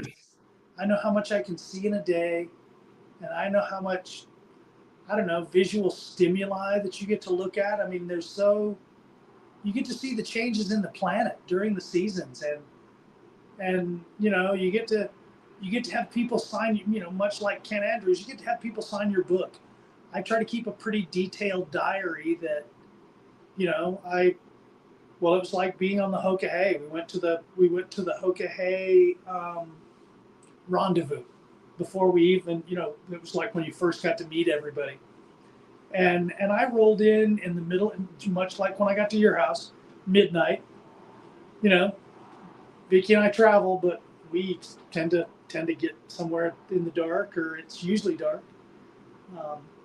And I get there at night, and I'm taking stuff off the bike and getting Vicky settled in a hotel room, and this guy just steps out of the dark shadows, smoking a cigarette, and he goes, "Hey man, I know you."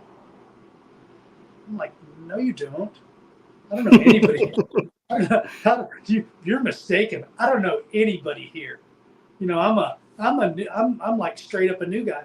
And the guy goes, "No, I signed your book. You could have heard a pin drop." I just, you get those cold chills, right? I look over and I'm like, "You're gonna have to give me a minute, because it's gonna take me a second, but I can tell you where you signed my book, but I don't know your name." And it was in Loxley, Alabama, in the middle of the night, with Chris Lumagini and one of his buddies. Oh, that's freaking cool. The guy that's an alder, he's the alder champion this year, pulls 100, the Reaver champion. Once again, somebody that, you made an impact on, and you didn't see them but 15 minutes, if that, because I was on my way to the Atlantic Ocean. I only had 50 hours to get across the country. And I think I told him something to the effect of, "Man, you haven't lived until you've seen the sunset on one place and the sunrise on the other, and it's just the next day." This country, like you say, it's gotten so much smaller. And I just can't wait to, somebody said, "Well, where are you going in 25? I don't know. I didn't know where I was going in 24. It just, much like you say, Denver, the phone rings and some of your friends go, "Hey, you, what are you doing? What are you doing? What are you doing?" I can't wait. I mean, it's like you talk about keyboard warriors, and I had mentioned to somebody that I was just sick of the snow and ice, and one of the Hokahay guys down in Texas, Mike Neal, number 1100. I met him at that theater in January that we went to for Gavin's premiere. Yeah. I met him that day for the first time. Well, he shot me a message that, "Hey brother, come down to Texas anytime you want. There's always room at the inn." And I just was like, that camaraderie right there. Just, somebody you've only bumped into a couple of times, a few minutes hither and yon. It just, they'll open their house to you, "Come on in. We're all brothers." And I feel the same way, being mile 143, Highway 97 runs right through the middle of Oregon. I mean, right smack dab through the middle.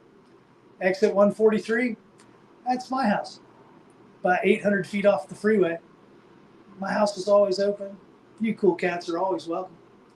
And right there, that's a killer point to call the Milepost, because, man, it's been fun. We've gone almost 2.5 hours, but it's one of those things, man. Time has flew, but it's been so much fun catching up, and I always have a good time shooting the shit with you, and the phone calls we have, the conversation, the text, and everything. It's been an amazing friendship, and man, I'm honored to call you one of my brothers. Denver, I've been more than happy to call you my friend, and for you to be my brother, man, that makes my heart feel good. That's what it's all about. To know that, you got people, everywhere, and that's one thing about the camaraderie about this V Twin life is, you know, you got to have me on again, because I got to tell you the reason that I'm still here, because there's so many times that if you break down, people, there's so many people that don't stop, but it's that one person that does. Hey, you're always welcome anytime to come back on. But there's few people that I've crossed the country with, and you're one of the two other people. That's you and that's Frank, because that's the farthest I've ever ventured on that venture. And man, it was it was so much fun. Hey, I guess I could say I've been with Denver in Denver. Not many folks. Hey, this can is say true. that, right? You've been with Denver, going through Denver. Yeah, not many folks can say that. This is very true. Except, my wife, she's been through Denver with Denver. That's We true. did that drive once. And Frank, that's the only three. Right? Awesome. So, hey, hang out for a minute though, buddy. But hey, thank you everybody for tuning in tonight, man. This has been a lot of fun. This is what it's all about. It's that camaraderie, the catching up with friends and sharing stories, adventures, and just having a good time talking about this community we all enjoy. So, hey, thank y'all for tuning in. But hey, Sunday, Milepost 144, the wild man of Sensor Pendants returns. Iceman is coming back. We talk about the adventures he had in 24 and the adventures that he's going to have in 25, because he's got some amazing plans, and there's going to be some information coming out. So, hey, thank you all for tuning in. It's been a lot of fun. We'll catch